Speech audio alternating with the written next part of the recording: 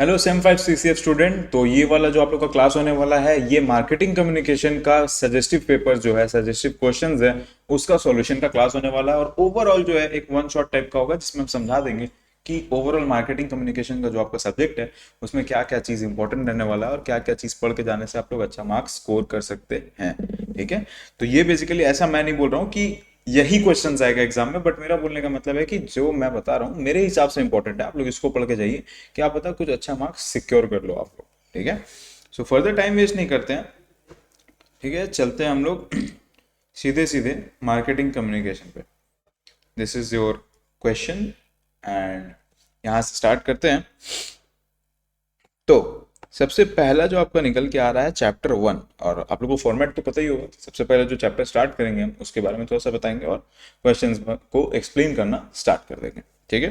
तो चैप्टर 1 क्या है? ठीक है, चैप्टर 1 है मार्केटिंग कम्युनिकेशन। आपका सब्जेक्ट है, उसका चैप्टर 1 करवाने वाले हैं। चैप्टर 1 से स्टार्ट करते हैं, आ जाते हैं अपने पेपर पे। तो चैप्टर 1 है इंट्रोडक्शन टू कम्युनिकेशन प्रोसेस। ठीक है। कम्युनिकेशन प्रोसेस जो ओवरऑल चीज है उसका बारे में इंट्रोड्यूस करते हैं। चलो समझते हैं कि कम्युनिकेशन क्या है। देखिए, नॉर्मल लैंग्वेज में नॉर्मली हम लोग जानते हैं कि कम्युनिकेशन का मतलब यही होता है कि मैसेजेस को ट्रांसफर करना। ठीक है, बातों को ट्रांसफर करना from one person to another person, clear with a clear understanding. ठीक है। अब आ जाते हैं बिजनेस एनवायरनमेंट में। कम्युनिकेशन प्रोसेस क्या चीज है? देखो, कम्युनिकेशन का मतलब सिर्फ मैसेजेस नहीं हो रहा। मतलब बात को तो पहुंचाना है, लेकिन कैसे पहुंचाना है, कौन से मीडिया चैनल के थ्रू पहुंचाना है, मल्टीपल चैनल्स है उनके थ्रू। ठीक है, कौन से जरिए से पहुंचाओगे, ठीक है, कितने लोगों तक पहुंचेगा। बेसिकली अपने टारगेट ऑडियंस तक अपना मैसेज पहुंचाना, ताकि ब्रांड अवेयरनेस आप लोग क्रिएट कर सको। ठीक है, और ऑडियंस के बीच में अपने ब्रांड का जो आपका अवेयरनेस है उसको आप बढ़ा सको। समझ में आ रहा? तो इसलिए ओवरऑल कम्युनिकेशन किया जाता है। और ये कम्युनिकेशन करने के लिए जो प्रोसेसेस इन्वॉल्व है, जो जिस तरीके से करते हैं, जो चैनल्स इन्वॉल्व है, जो तरीका हम लोग फॉलो करते हैं ये कम्युनिकेशन प्रोसेस करने के लिए, उसको हम लोग बोलते हैं कम्युनिकेशन प्रोसेस। ठीक है। तो this is your overall marketing communication process. अब समझ लिए जब हम लोग की पहला चैप्टर क्या है, तो आ जाते हैं पहला क्वेश्चन पे। Explain marketing communication and its features. Marketing communication क्या चीज है और उसका कुछ फीचर्स जान लेते हैं हम लोग। ठीक है, चलिए। Marketing communication, marketing communication is strategic process. क्या है मार्केटिंग कम्युनिकेशन? क्या है? एक स्ट्रेटेजिक प्रोसेस है। किस चीज का? Of creating, delivering and managing. Create करना, डिलीवर करना और मैनेज करना। किसको? मैसेजेस को across various channels, various channels के थ्रू मैनेज करना। ठीक है, किसको? मैसेजेस को। इसको हम लोग बोलते हैं मार्केटिंग कम्युनिकेशन। सच एस, अब चैनल्स मतलब क्या क्या चैनल्स का बात हो रहा है? जैसे advertising, PR, direct marketing, social media, events, ये सारा चीज मिला करके हो गया आपका ओवरऑल चैनल्स। ठीक है। इससे क्या होता है? कस्टमर रिलेशनशिप अच्छा होता है, कस्टमर एंगेजमेंट बढ़ता है, ब्रांड अवेयरनेस बढ़ता है। ठीक है ना? तो ये ओवरऑल आपका मतलब निकल के आता है मार्केटिंग कम्युनिकेशन का। चलिए, और क्या बोला क्वेश्चन? Its features. अब मार्केटिंग कम्युनिकेशन का क्या फीचर्स है वो जान लेते हैं। ठीक है, क्या फीचर्स है? State the features of effective marketing communication. देखो, की फीचर्स क्या है? रेलेवेंस। मैसेजेस कैसा होना चाहिए? रेलेवेंट होना चाहिए। मैसेजेस क्या होना चाहिए? रेलेवेंट, यानी लोग जब उसको पढ़े तो उन लोग को समझ में आए। ठीक है, हर लोग को अंडरस्टैंडिंग लगे, वो चीज होना चाहिए। उसके बाद है clarity and focus. Messages clear और फोकस, मतलब उसका फोकस क्लियर होना चाहिए। पहला बात कि मैसेजेस से दो चार चीज आप नहीं समझाना चाह रहे हो। मैसेज का एक मीनिंग होना चाहिए जिसको आप क्लियर मीनिंग रखोगे। ठीक है, ताकि जब ऑडियंस पढ़े तो उसको क्लियरली समझ में आए कि ये बोलना क्या चाह रहा है। उसके बाद आता है कंसिस्टेंसी। ठीक है, ब्रांड का जो आइडेंटिटी है, ब्रांड का जो टोन है, उसको मेंटेन करते हुए हम लोग को उसी तरह का कंसिस्टेंट मैसेजिंग करना है। ऐसा नहीं कि हम उसको बार बार चेंज करेंगे। ऐसा नहीं कि आज मेरा ब्रांड का वैल्यू कुछ और है और कल हम कुछ और वैल्यू डिपिक्ट कर रहे हैं अपने मैसेजेस के थ्रू। समझ में आया? उसके बाद है इमोशनल अपील। मैसेजेस क्या है? इमोशनली कनेक्ट होना चाहिए। देखो, इमोशनली जब ऑडियंस कनेक्ट हो जाता है ना, तो लोग ज्यादा से ज्यादा आप लोग के संग इंगेज होता है। ठीक है, तो इमोशनल अपील होना चाहिए मैसेजेस में। फिर आता है ऑथेंटिसिटी। ऑथेंटिसिटी का मतलब communication should be genuine, honest and align with brands core values. Honest, genuine और ब्रांड का जो कोर वैल्यूज है उसके साथ अलाइंड होना चाहिए। यानी कि मेरा कोर वैल्यूज के साथ मेरा मैसेजेस का जो मीनिंग है वो मैच करना चाहिए। ठीक है। फिर होता है मेमोरेबिलिटी।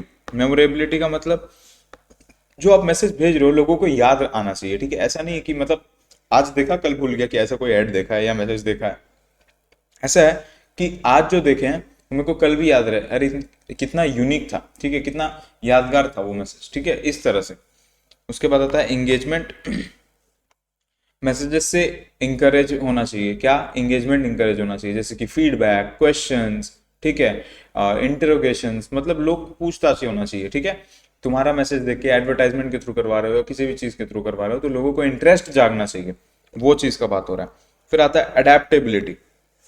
मैसेजेस फ्लेक्सिबल होना चाहिए ताकि वो मार्केट का ट्रेंड्स के साथ, ऑडियंस का फीडबैक के साथ, और जो भी इन्वायरमेंट में चेंजेस है, बिजनेस एनवायरनमेंट का बात हो रहा है, उसके साथ इजीली आप चेंज करके अडेप्ट करके यूज कर पाओ, ठीक है। तो ये सारा फीचर्स होता है एक इफेक्टिव मार्केटिंग कम्युनिकेशन का, ठीक है। एंड आई होप ये क्लियर हुआ होगा आप लोग को। आगे समझते हैं what is AIDA model, explain its 4 stages and importance in marketing communication. AIDA model क्या है, ठीक है, उसको बारे में समझते हैं। देखो एआईडीए मॉडल क्या है। एआईडीए मॉडल एक ऐसा मॉडल है जो फर्म का जर्नी आउटलाइन कर रहा है, किसको, सॉरी, कंज्यूमर का जर्नी आउटलाइन करता है, ठीक है। देखो consumers journey from first encountering a market message to taking action, मतलब वो पहला बार अगर किसी तरह का मैसेज देख रहा है, वहां से लेकर के जब तक वो कुछ मतलब एक्शन नहीं लेता है, यानी कि या परचेज करता है या इंक्वायरी करता है, वो सब चीज का बात कर रहे हैं, ठीक है, तब तक का जो कंज्यूमर का जो ओवरऑल जर्नी होता है उसको बोलते हैं एआईडीए मॉडल, ठीक है। मतलब वो जो मॉडल ट्रैक कर रहा है उसको बोलते हैं एआईडीए मॉडल। चलो देखते हैं अब क्या बोला है। AIDA model 4 stages and importance. 4 stages समझते हैं। 4 स्टेजेस मतलब देखो AIDA, ये 4 लेटर है। ये 4 लेटर कैसे स्टैंड होता है, देखो अटेंशन, इंटरेस्ट, डिजायर और एक्शन, ठीक है। अटेंशन, इंटरेस्ट, डिजायर और एक्शन, ये 4 का एक्रोनिम बनाया गया है, ठीक है, उसको हम लोग AIDA बोलते हैं। अब 4 स्टेजेस क्या है, अटेंशन, देखो फर्स्ट लाइन क्या है, अटेंशन, फर्स्ट वर्ड क्या है, अटेंशन। अटेंशन का मतलब जो ऑडियंस का अटेंशन है, मैसेज उसको अटेंशन को कैप्चर करता है, ठीक है। सबसे पहले क्या होता है, ऑडियंस का अटेंशन कैप्चर होता है, इसमें हेडलाइंस अच्छा होना चाहिए, विजुअल्स अच्छा होना चाहिए, ग्राफिक्स अच्छा होना चाहिए, ठीक है। तो इससे क्या होता है, प्रोडक्ट को लोग नोटिस करने लगते हैं, ठीक है, प्रोडक्ट को लोग नोटिस करते हैं। फिर आता है इंटरेस्ट। अब जब उनका अटेंशन ग्रैब हो गया, अब उनका इंटरेस्ट बढ़ाना, इंटरेस्ट को रिटेन करना, ठीक है, उनका क्यूरियोसिटी को रिटेन करना, ये बोलते हैं इंटरेस्ट, ठीक है। जैसे कि फीचर्स, बेनिफिट्स और प्रोडक्ट के बारे में जो भी मतलब यूनिकनेस है, वो सब चीज को हाईलाइट करना, ठीक है, ये होता है इंटरेस्ट। फिर आता है डिजायर। अब इंटरेस्ट से वांट में जब ट्रांजिशन होता है, इंटरेस्ट जब वांट बनने लगता है कि हाँ मेरे को ये चीज चाहिए, ठीक है, मेरे को ये चीज चाहिए, उसको बोलते हैं डिजायर, ठीक है, उसको बोलते हैं डिजायर। अब ये इसमें क्या करते हैं, ठीक है, इसमें बहुत तरह का इमोशनल अपील हो गया, मतलब कन्विंसिंग वर्ड्स हो गया, वो सब यूज करते हैं ताकि लोग खरीदे, यानी सेल करवाए। देन आता है आपका एक्शन, ठीक है। एक्शन क्या है, अब उनको परचेज के लिए, ठीक है, आप ये करोगे, ठीक है, मतलब बेंड कर दोगे कि वो लोग परचेज करें, या तो एक परचेज करें या आपका सब्सक्रिप्शन ले, या आपका जो भी जिस तरह का आप ऑफरिंग दे रहे हैं उसको वो लोग एक सेल करवा के दे आपको, ठीक है। तो ये होता है आपका AIDA मॉडल, ठीक है। अब importance of AIDA model in marketing communication ये जान लेते हैं। देखो गाइड्स कस्टमर जर्नी, देखो कस्टमर 4 स्टेजेस से जा रहा है, ये कस्टमर का जर्नी को पूरा अच्छे तरीके से गाइड करता है, ठीक है। फिर आता है इफेक्टिव मैसेज स्ट्रक्चरिंग, मैसेज को अच्छे से स्ट्रक्चर करने में हेल्प करता है कि अभी कंज्यूमर कौन से स्टेज में है, उसके बेसिस पे आप क्या मैसेज करोगे कि वो अगला स्टेज पे आगे बढ़े, ठीक है ना, तो वो डिसाइड करने में बहुत ज्यादा हेल्प करता है। फिर आता है enhances conversion rates. Conversion rates का मतलब जो लोग आपको प्रोडक्ट देख रहे हैं और जो लोग एक्चुअली परचेज कर रहे हैं उसमें हाई डिफरेंस होता है, तो उसको जो लोग कन्वर्ट हो जाते हैं, ठीक है, जितना परसेंटेज ऑफ लोग प्रोडक्ट को देखने से खरीद लेते हैं उसको बोलते हैं कन्वर्जन रेट। तो ये कन्वर्जन रेट पहले बहुत लो होता है, तो इसको बेटर करने के लिए AIDA मॉडल का बहुत ज्यादा जरूरत है, ठीक है। फिर standardise marketing plan, marketing plan के लिए एक फ्रेमवर्क दे देता है कि हम समझ पाए किस तरह से हम मार्केटिंग करना है, उसको हम मतलब एक ब्लूप्रिंट जैसा, प्लान जैसा बना सकते हैं, इवेल्युएट कर सकते हैं क्या चल रहा है नहीं चल रहा है, समझ में आया। उसके बाद आता है कस्टमर सेंट्रिक अप्रोच। सिंस ये कंज्यूमर बेस्ड है, कंज्यूमर का जर्नी है, ठीक है, कंज्यूमर का जर्नी है वाइल मेकिंग अ परचेज, मतलब पहला बार कॉन्टैक्ट से पहला एक्शन लेने तक, तो ये कंज्यूमर का जो आपका कंज्यूमर सेंट्रिक अप्रोच है, ठीक है, मतलब कंज्यूमर का जो ओवरऑल जर्नी है उसको गाइड करता है, तो इसीलिए वो कस्टमर सेंट्रिक अप्रोच है। ठीक है, उन लोग किस तरह का इमोशनल थॉट्स रखता है, किस तरह का थॉट प्रोसेस है, वो सब सोच समझ के करना पड़ता है। फिर आता है वर्सेटैलिटी अक्रॉस चैनल्स। इस मॉडल को कहीं भी लगाया जा सकता है, या आप एडवर्टाइजिंग के ले लो, चाहे डिजिटल मार्केटिंग में ले लो, चाहे आप प्रिंट मीडिया में ले लो। तो आप जिस तरह का भी मैसेजिंग करते हो या जिस तरह से भी मार्केट करते हो, AIDM मॉडल सब में एप्लीकेबल हो सकता है। ठीक है, उसके बाद आता है supports measurement and improvement. Measurement और इम्प्रूवमेंट को सपोर्ट करता है। मेजरमेंट और इम्प्रूवमेंट का मतलब हर लेवल पे जो हर स्टेज है, ठीक है, उसमें कितना ज्यादा इंप्रूवमेंट हुआ है या कितना लोग आगे कन्वर्ट हो हुए हैं या हो रहे हैं, ये सब चीज मेजर करने में। और जहां हम कमी रह रहा है, जो चीज में हम लैक करें शायद, जिस वजह से नहीं हो रहा कन्वर्जन रेट हाई, उस पर ध्यान दे करके उसको बेटर कर सकते हैं थ्रू द AIDA मॉडल। ठीक है, इसी के साथ ये आंसर होता है क्लियर। अगला आ जाता है आपका state the barriers of marketing communication. Marketing communication में बैरियर्स क्या, ठीक है, कॉमन कुछ बैरियर्स है यहाँ पर, जैसे कि यहाँ पर दिया हुआ है सिमेंटिक बैरियर्स। ठीक है, सिमेंटिक बैरियर्स का मतलब लैंग्वेज में डिफरेंस हुआ, ठीक है, या फिर अंडरस्टैंडिंग में जो प्रॉब्लम होता है कि वो कुछ बोल रहा है मेरे को समझ नहीं आ रहा, ठीक है, या मैं कुछ बोल रहा हूँ किसी और को समझ नहीं आ रहा, ये सब चीज होता है सिमेंटिक बैरियर। ठीक है, फिर आता है साइकोलॉजिकल बैरियर। सेंडर और रिसीवर का जो मूड है, एटीट्यूड है, जो बिहेवियर है, करंट स्टेट ऑफ माइंड है, वो कैसा है, ठीक है, उस वजह से जो इम्पैक्ट होता है, जो जिस वजह से कम्युनिकेशन फेल होता है, उसको हम लोग बोलते हैं साइकोलॉजिकल बैरियर्स।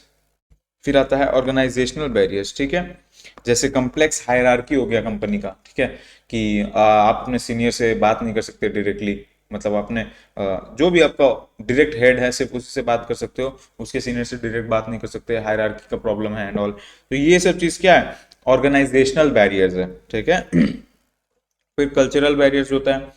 कल्चरल बैरियर्स का मतलब कल्चर में, बैकग्राउंड में, बिलीफ्स में, ठीक है, ये सब चीज़ में जो डिफरेंसेस है उसकी वजह से जो बैरियर क्रिएट होता है वो। फिर आता है फिजिकल बैरियर, इन्वायरमेंटल फैक्टर जैसे नॉइस, पुअर टेक्नोलॉजी। ठीक है, अब ऑब्वियसली आप किसी अगर बात कर रहे हो थोड़ा डिस्टेंस में और बीच में कोई लाउड स्पीकर बजा रहा है, तो ऑब्वियसली आपका बात उस तक जाएगा नहीं, या उसका बात आप तक आएगा नहीं। तो ये क्या हो गया, एक फिजिकल बैरियर हो गया। ठीक है, फिर आता है फिजियोलॉजिकल बैरियर, जैसे कि फिजियोलॉजिकल मतलब फिजिकल प्रॉब्लम जो होता है, जैसे कि हियरिंग का प्रॉब्लम या स्पीकिंग का प्रॉब्लम। ठीक है, कुछ लोग पूरे अच्छे तरीके से सुन नहीं सकते, या कुछ लोग पूरे अच्छे तरीके से बोल नहीं सकते, ये सब चीज़ का जो प्रॉब्लम होता है वो आ जाता है आपका फिजियोलॉजिकल बैरियर्स। फिर आता है इंफॉर्मेशन ओवरलोड। इंफॉर्मेशन ओवरलोड का मतलब आप एक मैसेज में बहुत कुछ बोल दिए, ठीक है, मतलब जितना शायद जरूरी नहीं था, आपको किसी को पॉइंट ए एक्सप्लेन करना था, आप point A plus B plus C सब एक्सप्लेन कर दिए। ठीक है, तो ये ओवरलोड हो गया। लोग को क्या समझना था, एक छोटा सा बात समझना था, लेकिन आप क्या जरूरत से ज्यादा बता दिए, तो ये समझ नहीं आएगा पूरा ओवरऑल चीज। समझ में आया? Lack of trust. ठीक है, अगर ट्रस्ट नहीं है, अगर जो आपका मैसेज देख रहा है या मैसेज सुन रहा है उसको ट्रस्ट नहीं है आपके ऊपर, तो फिर तो बात ही नहीं करना है, ये भी तो एक तरह का बैरियर हो गया ना। ठीक है, फिर आता है मैसेज क्लटर। जरूरत से ज्यादा जो आपका मैसेजेस हो जाता है, ठीक है, कंपटीटर्स लोग भी मैसेज कर रहे हैं, आप भी मैसेज कर रहे हैं, तो इस वजह से क्या होता है, लोग जो है इंपॉर्टेंट मैसेजेस को भी इग्नोर करने लगता है। ठीक है, फिर आता है मिसअलाइनमेंट ऑफ ऑब्जेक्टिव, यानी कि अलग अलग डिपार्टमेंट्स के बीच में with in the same company objective clear नहीं है कि हम लोग क्या मैसेजिंग करने वाले हैं, क्या मार्केट करने वाले हैं। ठीक है, तो ये सब चीज़ की वजह से जो बैरियर्स क्रिएट होता है वो होता है मिसअलाइनमेंट ऑफ ऑब्जेक्टिव्स। क्लियर हो गया? आगे बढ़ते हैं। State the objectives and importance of social media in marketing communication. ठीक है, objectives and importance of social media. Social media का क्या ऑब्जेक्टिव और इंपॉर्टेंस है मार्केटिंग कम्युनिकेशन में, वो देख लेते हैं। देखो, ऑब्जेक्टिव्स क्या है, एडुकेट द सोसाइटी। ठीक है, सोसाइटी को एडुकेट करना है, सोसाइटी को एडुकेट करना है यानी जागरूक करना है। ठीक है, spread awareness and educate users on societal topics, products, services through accessible digital content. ठीक है, एक्सेसिबल डिजिटल कंटेंट। तो जो भी सोशल मीडिया का ओवरऑल क्या मेन ऑब्जेक्टिव है कि लोगों को एडुकेट करना, अवेयर करना, किसके बारे में, सोशल कुछ टॉपिक्स हो गया, कुछ प्रोडक्ट का बारे में हो गया, ये सब चीज के बारे में बताने का काम है सोशल मीडिया का। क्लियर? फिर आता है आपका ब्रांड अवेयरनेस। ठीक है, ब्रांड को जो टारगेट कंज्यूमर तक है वहां तक पहुंचाने के एक तरह का चैनल का काम करता है सोशल मीडिया। ठीक है, तो इससे क्या होता है, ब्रांड अवेयरनेस इंक्रीज होता है। फिर आता है सोशल कम्युनिटीज। सोशल कम्युनिटीज बढ़ता है, ठीक है, जिससे क्या होता है, इंगेजमेंट बढ़ता है, लोगों का एडवोकेसी बढ़ता है कि लोग एक दूसरे के लिए स्पीक अप कर सकते हैं, ठीक है, बोल सकते हैं। फिर आता है strengthen customer relationship, social media के थ्रू टू वे कम्युनिकेशन कर सकते हो आप, ठीक है, कोई भी ब्रांड के साथ जिससे भी आप परचेज करते हो या जिसके भी आप रेगुलर कस्टमर हो उससे बार बार बातचीत कर सकते हो। तो ये क्या होता है, कस्टमर रिलेशनशिप को स्ट्रॉन्ग करता है। फिर आता है आपका drive traffic and leads, traffic and leads मतलब कस्टमर इंगेजमेंट ला के देना, ठीक है, ढेर सारा कस्टमर आएगा, ढेर सारा कस्टमर इंगेजमेंट होगा, ठीक है, इसको बोलते हैं drive traffic and leads. I hope clear होगा ये। फिर आते हैं इंपॉर्टेंस में, सोशल मीडिया क्यों इंपॉर्टेंट है, ग्लोबल कनेक्टिविटी बना रहता है, ज्योग्राफिकल और टाइम बैरियर्स नहीं है, कोई कहीं भी बैठ के किसी भी टाइम पे किसी से भी बात कर सकता है, ठीक है, इंस्टेंट कम्युनिकेशन कर सकते हो जिससे न्यूज़ और अपडेट्स एक दूसरे के साथ इजीली शेयर हो सकता है, ठीक है, पावरफुल प्लेटफॉर्म है ब्रांडिंग और मार्केटिंग के लिए, ठीक है, मार्केटिंग करने के लिए, एडवर्टाइजमेंट करने के लिए सोशल मीडिया का एक बहुत बड़ा प्लेटफॉर्म है, ठीक है, जिससे प्रमोशन इजीली किया जा सकता है। फिर आता है इंफॉर्मेशन शेयर करने के लिए, जो भी इवेंट्स है, ट्रेंड्स है, ये सब चीज़ का इंफॉर्मेशन स्प्रेड होने के लिए, शेयर करने के लिए बहुत ज़्यादा ईजी होता है। फिर होता है इकोनॉमिक अपॉर्चुनिटीज़ को प्रमोट करता है, ठीक है, जैसे कि फ्रीलांसिंग हो गया, एंटरप्रेन्योरशिप हो गया, रिमोट वर्क हो गया, ये सब सोशल मीडिया के थ्रू बहुत ज़्यादा प्रमोट होता है। उसके बाद ओपिनियन एक्सप्रेस करने के लिए एक जगह प्रोवाइड करता है, यानी कि लोग किसी चीज़ के बारे में कोई ओपिनियन रखते हैं तो वो वहाँ पर बता सकते हैं, ठीक है। तो ये ओवरऑल हो गया इंपॉर्टेंस ऑफ सोशल मीडिया। फिर आते हैं objectives and importance of digital marketing in marketing communication. Digital marketing का क्या ऑब्जेक्टिव्स और क्या इंपॉर्टेंस रहता है।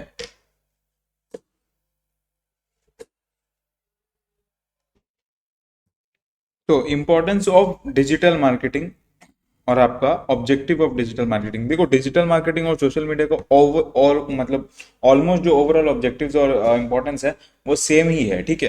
तो हम इसको बहुत ज़्यादा डीप में एक्सप्लेन नहीं करें। देखो जैसे क्या दिया हुआ है ऑब्जेक्टिव में, increase brand awareness, brand awareness को बढ़ाता है, ठीक है, लोगों तक पहुंचाता है कि ब्रांड्स कैसा है नहीं है।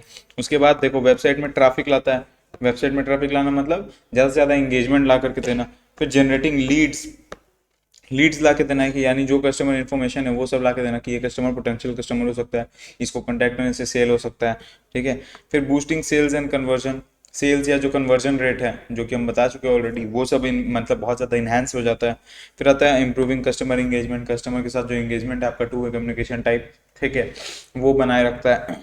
फिर रिटर्न ऑन इन्वेस्टमेंट को अच्छा कर देता है, आरओआई जिसको बोलते हैं रिटर्न ऑन इन्वेस्टमेंट, वो इन्हांस कर देता है, ठीक है, बेटर कर देता है। फिर मार्केट का जो इनसाइट्स है वो जानने में मदद करता है, मार्केट में क्या चल रहा है, कैसा चल रहा है, ठीक है, क्या पोजीशन पे अभी मार्केट है, वो सब चीज़ आपको बताने में बहुत ज़्यादा हेल्प करता है। फिर आता है इंपॉर्टेंस पे, इंपॉर्टेंट क्यों है, क्योंकि ये ऐसा चीज है, ठीक है, देखो digital marketing is important because it reaches consumer where they spend most of their time. ये कंज्यूमर को मतलब एक ऐसा चीज है जो कंज्यूमर के पास वहां पहुंच रहा है जहां लोग ऑलवेज अवेलेबल है, ठीक है, ऑलवेज फोन को लेकर के लोग रहते हैं, ऑनलाइन रहते हैं, तो ऑलवेज अवेलेबल जगह है वहां पर डिजिटल मार्केटिंग किया जाता है। फिर आता है कॉस्ट इफेक्टिव मार्केटिंग सोल्यूशन, ठीक है, कॉस्ट इफेक्टिव मतलब कम कॉस्ट में ज्यादा से ज्यादा आपको सोल्यूशन मिल सके, ज्यादा से ज्यादा प्रॉब्लम का आप सोल्यूशन निकाल सके, ऐसा कुछ cost effective solution digital marketing है। उसके बाद क्या है, ठीक है, इसका रिजल्ट्स मेजरेबल होता है, ठीक है, इसका रिजल्ट्स मतलब आप कितना रुपए लगा कितने रिटर्न्स बना रहे हो, जिसको हम लोग आरओआई बोल के समझाए, वो सब चीज मेजरेबल है और आप इजीली पता लगा सकते हो, ठीक है। फिर आता है डायरेक्ट एंगेजमेंट, फैसिलिटेट्स क्या करता है, direct engagement, two way communication मतलब एक तरह से एस्टेब्लिश करता है। और डायरेक्ट एंगेजमेंट यानी कि आप कंज्यूमर के साथ डायरेक्ट कांटेक्ट में हो, ठीक है, तो वो उन लोग डायरेक्टली इंगेज हो जाता है आपके साथ। उसके बाद क्या है, कॉम्पिटिटिव रहने में बहुत हेल्प करता है, डिजिटल मार्केटिंग सारे कंपनीज करवा रहे तो आप लोग भी करवाओगे तो कंपटीशन मेंटेन रहेगा, ठीक है। उसके बाद स्केलिंग और अडेप्टेबिलिटी को बहुत ज़्यादा बढ़ावा देता है, स्केलिंग और अडेप्टेबिलिटी को एनहांस कर देता है कि आप इजीली मतलब अपना जो बिजनेस है उसका स्केल को हाई कर सकते हो ऑनलाइन के प्लेटफॉर्म में आ करके या और स्प्रेड हो करके, ठीक है। इसी के साथ आपका फर्स्ट चैप्टर यहाँ पर हो जाता है क्लियर। एंड आई होप कि फर्स्ट चैप्टर में देखो ये सारा चीज ओवरऑल जो टॉपिक्स है आपका कवर कर चुका है, ठीक है, तो फर्स्ट चैप्टर में ये सारा चीज क्लियर हो गया होगा आप लोग का। चलो चैप्टर 2 से स्टार्ट करते हैं, ठीक है ना। चैप्टर 2, चैप्टर 2 आपका क्या है, चैप्टर 2 है कम्युनिकेशन मिक्स, ठीक है, कम्युनिकेशन मिक्स। कम्युनिकेशन मिक्स का मतलब क्या होता है, कम्युनिकेशन मिक्स मतलब जो भी आप टूल्स वगैरह यूज कर रहे हो, ठीक है, कम्युनिकेशन करने के लिए, ठीक है, प्रमोट करने के लिए, वो सब चीज, वो सारा जो भी आप मेथड्स यूज कर रहे हो, टूल्स यूज कर रहे हो, उसका ओवरऑल कॉम्बिनेशन, आप किस रेशियो में किसको यूज कर रहे हो, कौन आपके लिए ज्यादा इफेक्टिव है एंड ऑल, इसको हम लोग ओवरऑल बोलते हैं कम्युनिकेशन मिक्स, ठीक है। तो जान लेते हैं कम्युनिकेशन मिक्स क्या है। ठीक है, explain communication mix and its elements. तो communication mix refers to the combination of various methods, tools and channels. Tools, methods और चैनल जो एक बिजनेस यूज कर रहा है, दैट अ बिजनेस यूजेस, जिससे वो अपना मैसेजेस को टारगेट ऑडियंस तक पहुंचा पाता है। क्या करता है, मैसेजेस, जो अपना मैसेजेस है उसको टारगेट ऑडियंस तक पहुंचा पा रहा है। ठीक है, इसको हम लोग बोलते हैं कम्युनिकेशन मिक्स। समझ में आया। उसके बाद क्या बोला गया है, एंड इट्स एलिमेंट्स। तो एलिमेंट्स क्या है कम्युनिकेशन मिक्स का। ठीक है, एलिमेंट्स है आपका एडवर्टाइजमेंट। ठीक है, एडवर्टाइजिंग या एडवर्टाइजमेंट, जो पेड एडवर्टाइजमेंट होता है। उसके बाद होता है सेल्स प्रमोशन। ठीक है, जैसे कि कूपन देना, डिस्काउंट देना, जिससे सेल्स ज़्यादा से ज़्यादा प्रमोट हो। Personal selling, direct sales person लोग जा करके आपका सेलिंग करता है, उसको डायरेक्ट सेलिंग बोलते हैं, पर्सनल सेलिंग बोलते हैं। उसके बाद क्या है, पब्लिक रिलेशंस। ठीक है, कंपनी का जो रेपुटेशन है ओवरऑल मीडिया में, ठीक है, सोशल मीडिया में या जहां पर भी मेंटेन करना। ठीक है, अच्छा इमेज क्रिएट करके रखना, ये हो गया पीआर आपका। फिर आता है डायरेक्ट मार्केटिंग। ठीक है, एसएमएस के थ्रू, मेल्स के थ्रू जो आप लोग को एडवर्टाइजमेंट आता है, मैसेजेस आता है। ठीक है, इसको बोलते हैं डायरेक्ट मार्केटिंग। देन आता है डिजिटल मार्केटिंग, ऑनलाइन में जैसे सोशल मीडिया में बहुत सारा चीज़ होता है। ठीक है, सोशल मीडिया में आप लोग जो भी एडवर्टाइजमेंट वगैरह देख रहे हो, ये सब क्या है, डिजिटल मार्केटिंग का पार्ट है। एंड देन आता है स्पॉन्सरशिप एंड इवेंट्स, कोई इन्फ्लुएंसर को स्पॉन्सर करवा के वीडियोस बनवाना या इवेंट्स में स्पॉन्सर करना ताकि मेरा नाम उन लोग यूज करे। ठीक है, ये सारा एलिमेंट्स है कम्युनिकेशन मिक्स का, यानी कि ये सारा एलिमेंट्स ले करके एक अच्छा कम्युनिकेशन मिक्स इस्टेब्लिश होता है। ठीक है, देन आता है explain communication in retail management and its feature. Retail management में कम्युनिकेशन क्या चीज है देखो, जब हम लोग रिटेल मैनेजमेंट में आते हैं तो रिटेल मैनेजमेंट का मतलब जो भी स्टोर मैनेजमेंट हो गया, तो इस बीच में जो कम्युनिकेशन होता है, जैसे कि हमारा सप्लायर्स के साथ, हमारा जो स्टेक होल्डर्स है, जो कस्टमर्स है उनके साथ, या इंटरनली भी। ठीक है, ये सारा चीज हो गया आपका रिटेल मैनेजमेंट का कम्युनिकेशन। ठीक है, कम्युनिकेशन रिटेल मैनेजमेंट। ठीक है, स्टेक होल्डर कौन है, जैसे कि store managers, employees, customers, supplier and corporate headquarters जो है, ये सारा चीज जो है, ये सारा लोग जो है, ये सारा एंटिटीज जो है जहां पर इन्वॉल्व है, जिन लोग का बीच में कम्युनिकेशन हो रहा है, उसको हम लोग बोलते हैं कम्युनिकेशन इन रिटेल मैनेजमेंट।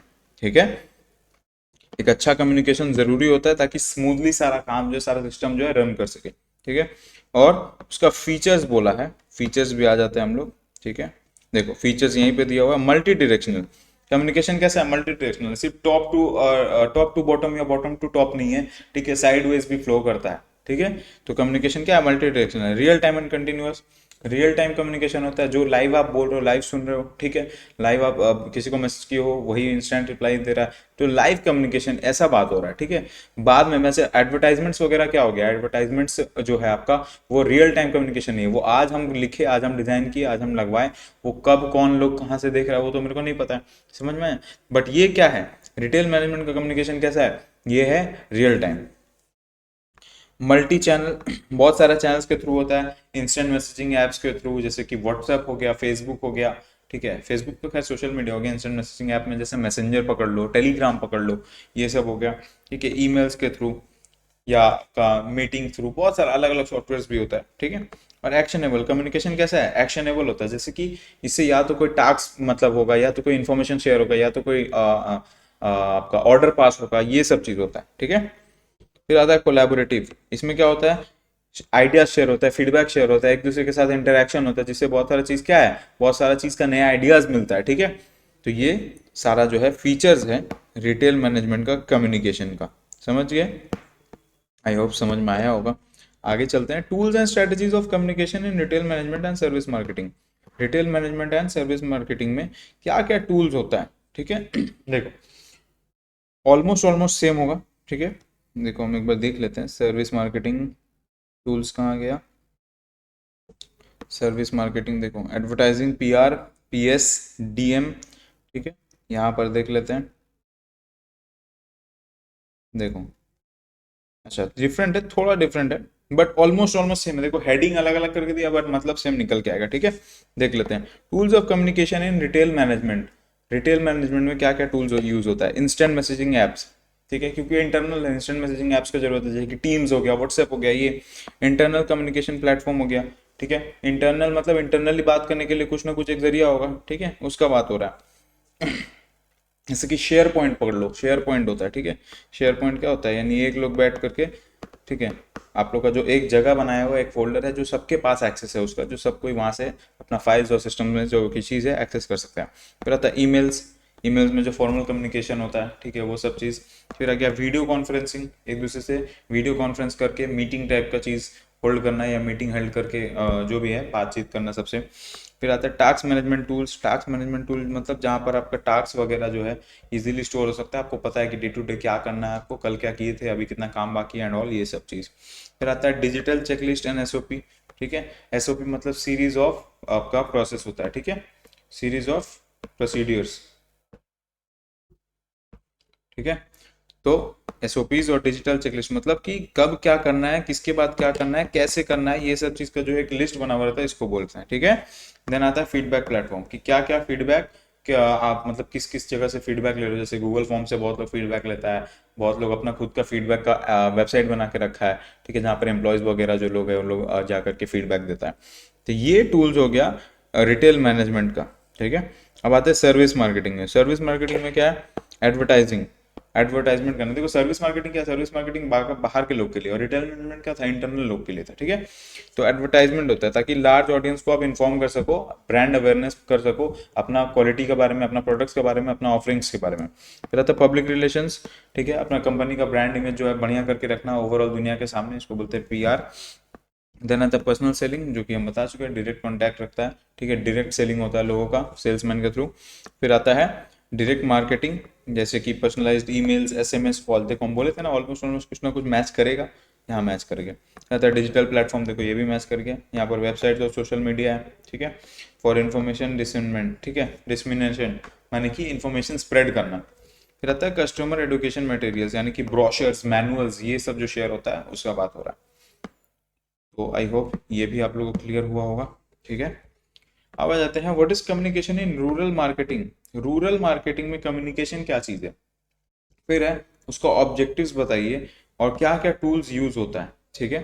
तो रूरल मार्केटिंग का कम्युनिकेशन क्या चीज़ है, उसका क्या ऑब्जेक्टिव्स है और क्या क्या टूल्स यूज होता है, वो बताने के लिए बोला, ठीक है। एक सेकंड भाई, पानी पी ले थोड़ा।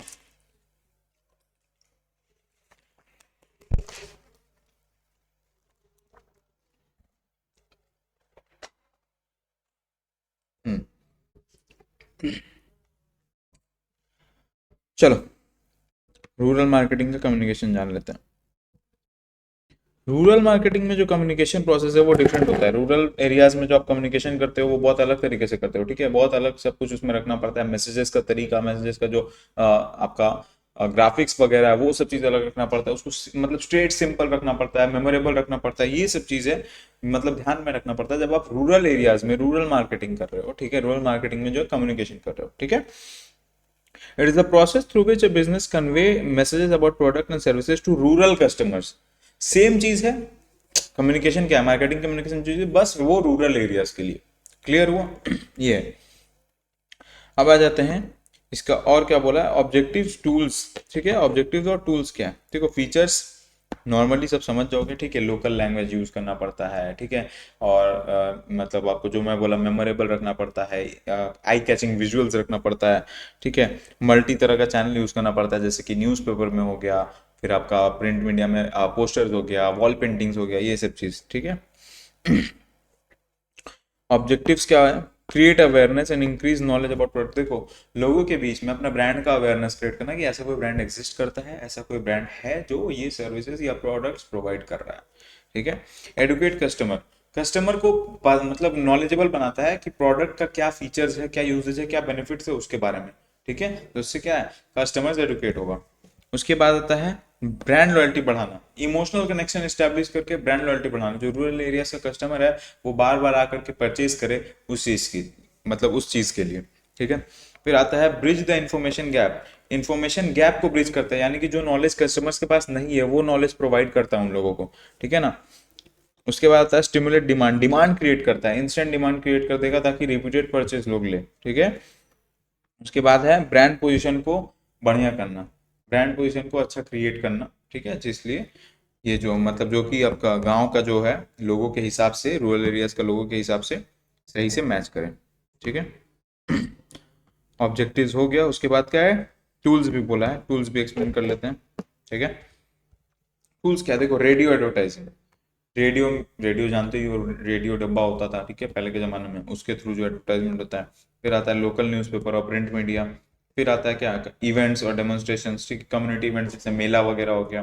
फिर आगे आपका वॉल पेंटिंग और म्यूरियल्स, ठीक है, वॉल पेंटिंग्स करके मतलब बहुत सारे, देखो दीवार में सब लिखा रहता है, बैनर जो बना रहता है, ठीक है, वो सब। फिर आता है वर्ड ऑफ माउथ और local influencer. Word of mouth तो जानते ही हो, जब लोग खुद से बहुत लोग को अपना आपका प्रोडक्ट के बारे में बताते हैं, वो वर्ड ऑफ माउथ है।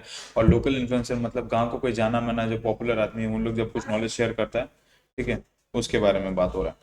फिर आता है इंटरपर्सनल कम्युनिकेशन। इंटरपर्सनल कम्युनिकेशन मतलब लोगों के घर टू घर जा करके जब हम लोग शेयर करते हैं कि ये प्रोडक्ट ऐसा है, किस तरह का है, इसके फीचर्स ये सब है, तो उसको बोलते हैं इंटरपर्सनल कम्युनिकेशन। फिर आता है मोबाइल और एसएमएस मार्केटिंग। मोबाइल के थ्रू जो एसएमएस जाता है उसके थ्रू, ठीक है, जो मार्केटिंग के लिए हम लोग मैसेज भेजते हैं कि ये चीज़ खरीदिए, इतना ऑफर है, ये सब चीज़ का मेल जाता है, वो होता है मोबाइल और एसएमएस मार्केटिंग। तो ये सारा टूल जो है रूरल मार्केटिंग में यूज होता है। उसके बाद आ जाते हैं हम लोग इंटरनेशनल मार्केटिंग का टूल्स एंड स्ट्रेटजीज पे, ठीक है। Explain the tools and strategies of communication for international marketing. चलो इसको भी पढ़ लेते हैं, ठीक है। इंटरनेशनल मार्केटिंग, देखो तो सिंपल सी बात है, कम्युनिकेशन इंटरनेशनल मार्केटिंग वही चीज़ है जो नॉर्मल मार्केटिंग कम्युनिकेशन है, जस्ट वो इंटरनेशनल मार्केट के हिसाब से अडाप्ट करते हुए, क्योंकि इंटरनेशनल मार्केट बहुत बड़ा मार्केट है और बहुत ज़्यादा वर्सेटाइल है, एक जगह फिक्स नहीं है या एक लिमिटेड लैंग्वेज नहीं है, तो उसके लिए हिसाब से तुम अलग अलग तरह से अडॉप्ट करते हो। तो ये जो ओवरऑल प्रोसेस है उसको हम लोग बोलते हैं कम्युनिकेशन इन इंटरनेशनल मार्केटिंग, ठीक है। अब इसका क्या है, अब इसका हम लोग को क्या बोला गया क्वेश्चन में, ठीक है, tools and strategies, tools and strategies, चलो जान लेते हैं। अब हम इसका मतलब ये नहीं बोल रहे हैं कि आप लोग फीचर्स या ऑब्जेक्टिव्स मत पढ़ के जाओ, हम ऐसा नहीं बोल रहे, पढ़ो, ठीक है। बस मैं बोल रहा हूँ कि ये जो चीज मैं बता रहा हूँ, ठीक है, टूल्स और स्ट्रेटेजीज सपोज मैं बता रहा हूँ, तो ये मेरे को लग रहा है ज्यादा चांसेस है आने का। ऐसा नहीं है कि नहीं आएगा, मतलब आ ही जाएगा, या ऐसा नहीं है कि ऑब्जेक्टिव्स नहीं आएगा, आ सकता है कुछ भी, बट मेरे को लग रहा है कि ये थोड़ा ज्यादा अच्छा रहेगा अगर आप पढ़ के जाओ, ठीक है। तो इस बात का ध्यान में रखना भाई, बाद में कोई ऐसा मत बोल देना कि भैया आप बोले थे ये पढ़ के जाना है, हम ऐसा नहीं बोले, हम बोले पूरा बुक पढ़ के जाओ, जो पढ़ाए हैं सब पढ़ के जाओ, ठीक है। टूल्स ऑफ कम्युनिकेशन, टूल्स क्या है, देखो एडवर्टाइजिंग। ग्लोबल में देखो हर जगह हर कंट्री का अलग अलग लैंग्वेज है, अलग अलग कल्चर है, तो वहां के हिसाब से अलग अलग तरह से एडवर्टाइजिंग करवाना, वहां का पीआर करवाना, ठीक है, वहां का जो लोकल इन्फ्लुएंसर उन लोगों के साथ पार्टनरशिप करके, स्पॉन्सरशिप करके खुद का पीआर करवाना, ठीक है।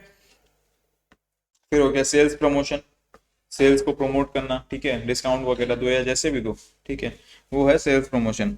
फिर हो गया पर्सनल सेलिंग, ठीक है, हर जगह अलग अलग जो कल्चरल मतलब कल्चरल क्या बोले उसको, कल्चरल डिटेलिंग्स है, ठीक है, कल्चरल डिटेलिंग्स है, उसको ध्यान देना कि यहाँ के कल्चर के हिसाब से हम इस तरह से अगर एडवर्टाइज करें, इस तरह से मार्केट करें, इस तरह से सेलिंग करें, ठीक है, तो वो ज्यादा लोग खरीदेंगे लोकल हिसाब से, समझ में आया।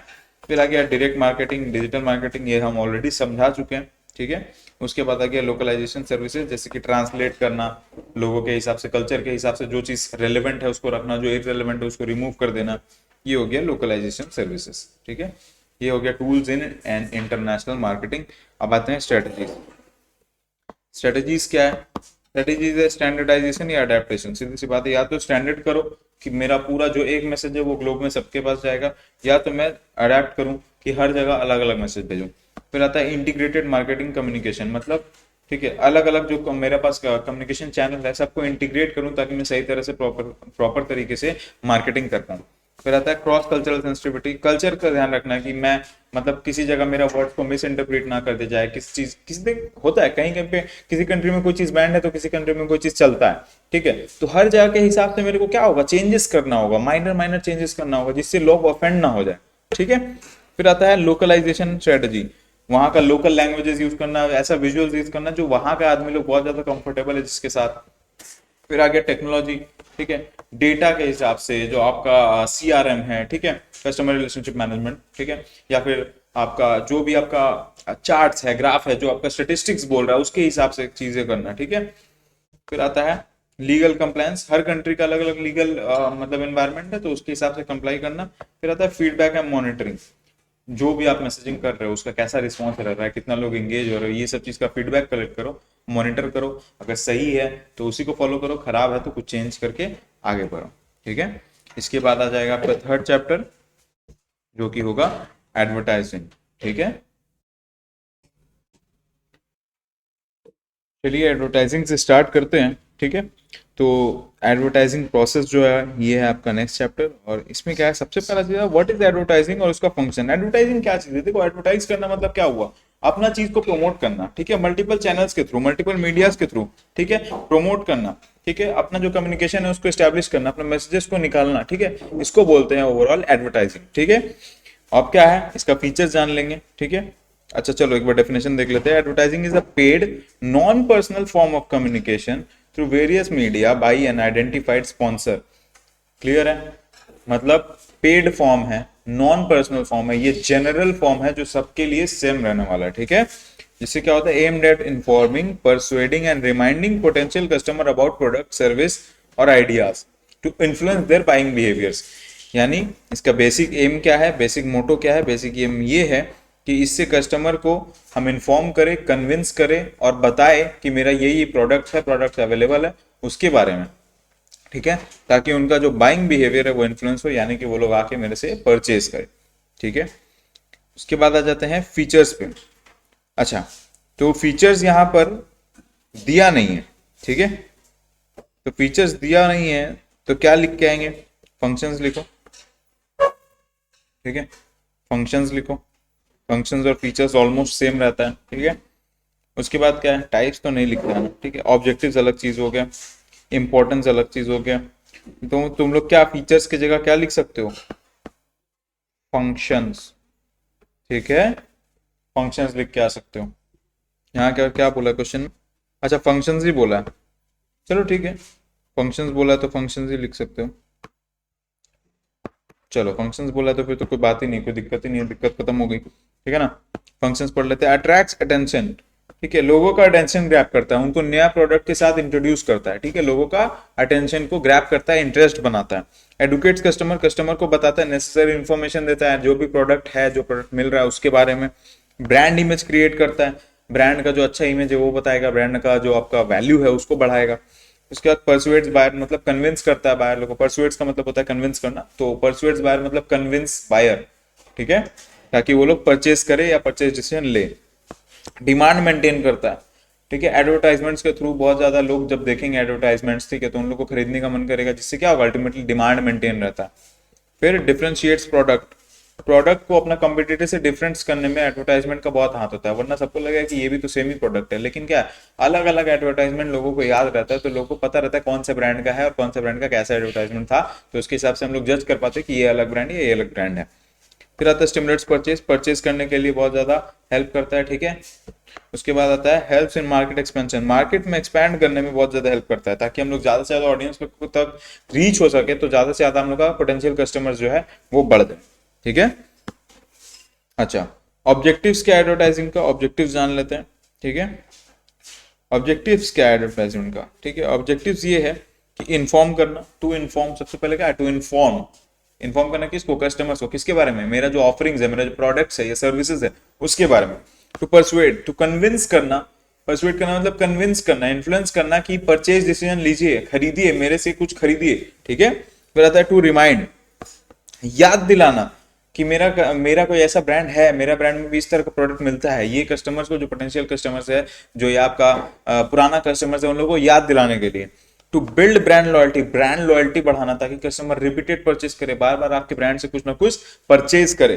फिर आता है टू इन्फ्लुएंस एटीट्यूड्स, ठीक है, यानी कि जो लोगों का सोच है उसको चेंजेस करना, ठीक है, ब्रांड के बारे में जो सोच है, परसेप्शन, उसको चेंज करना, और ब्रांड के लिए जो बिहेवियर है उसको चेंज करना, इसमें हेल्प करता है। तो ये जो है आपका ओवरऑल ऑब्जेक्टिव रहता है एडवर्टाइजमेंट का, ठीक है। अब क्या है, की स्टेप्स इन एडवर्टाइजमेंट प्रोसेस, की स्टेप्स क्या है एडवर्टाइजमेंट प्रोसेस का, ये जान लेते हैं। सबसे पहला चीज क्या है, ब्रीफिंग, ब्रीफिंग के जब हम लोग क्या नाम जानते हैं, शॉर्ट लिस्टिंग, यानी कि बेसिक आपको क्या क्या चीज जरूरत है, आप क्यों कर रहे हो एडवर्टाइजमेंट, क्या प्रोडक्ट का कर रहे हो, ये सब चीज लोग लिख करके रख लेना, ठीक है।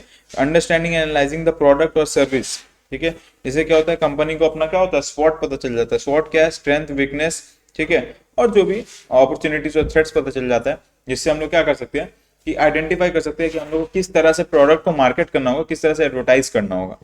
फिर ऑब्जेक्टिव पता करो, क्या ऑब्जेक्टिव है मेरे कैंपेन का, एडवर्टाइजमेंट कैंपेन हम चला रहे हैं उससे मेरे को क्या करना है, क्या मेरे को सेल्स बढ़ाना है, या मेरे को आपको मार्केट एक्सपेंशन करना है, ये सब चीज़ जो है डिसाइड करना होगा।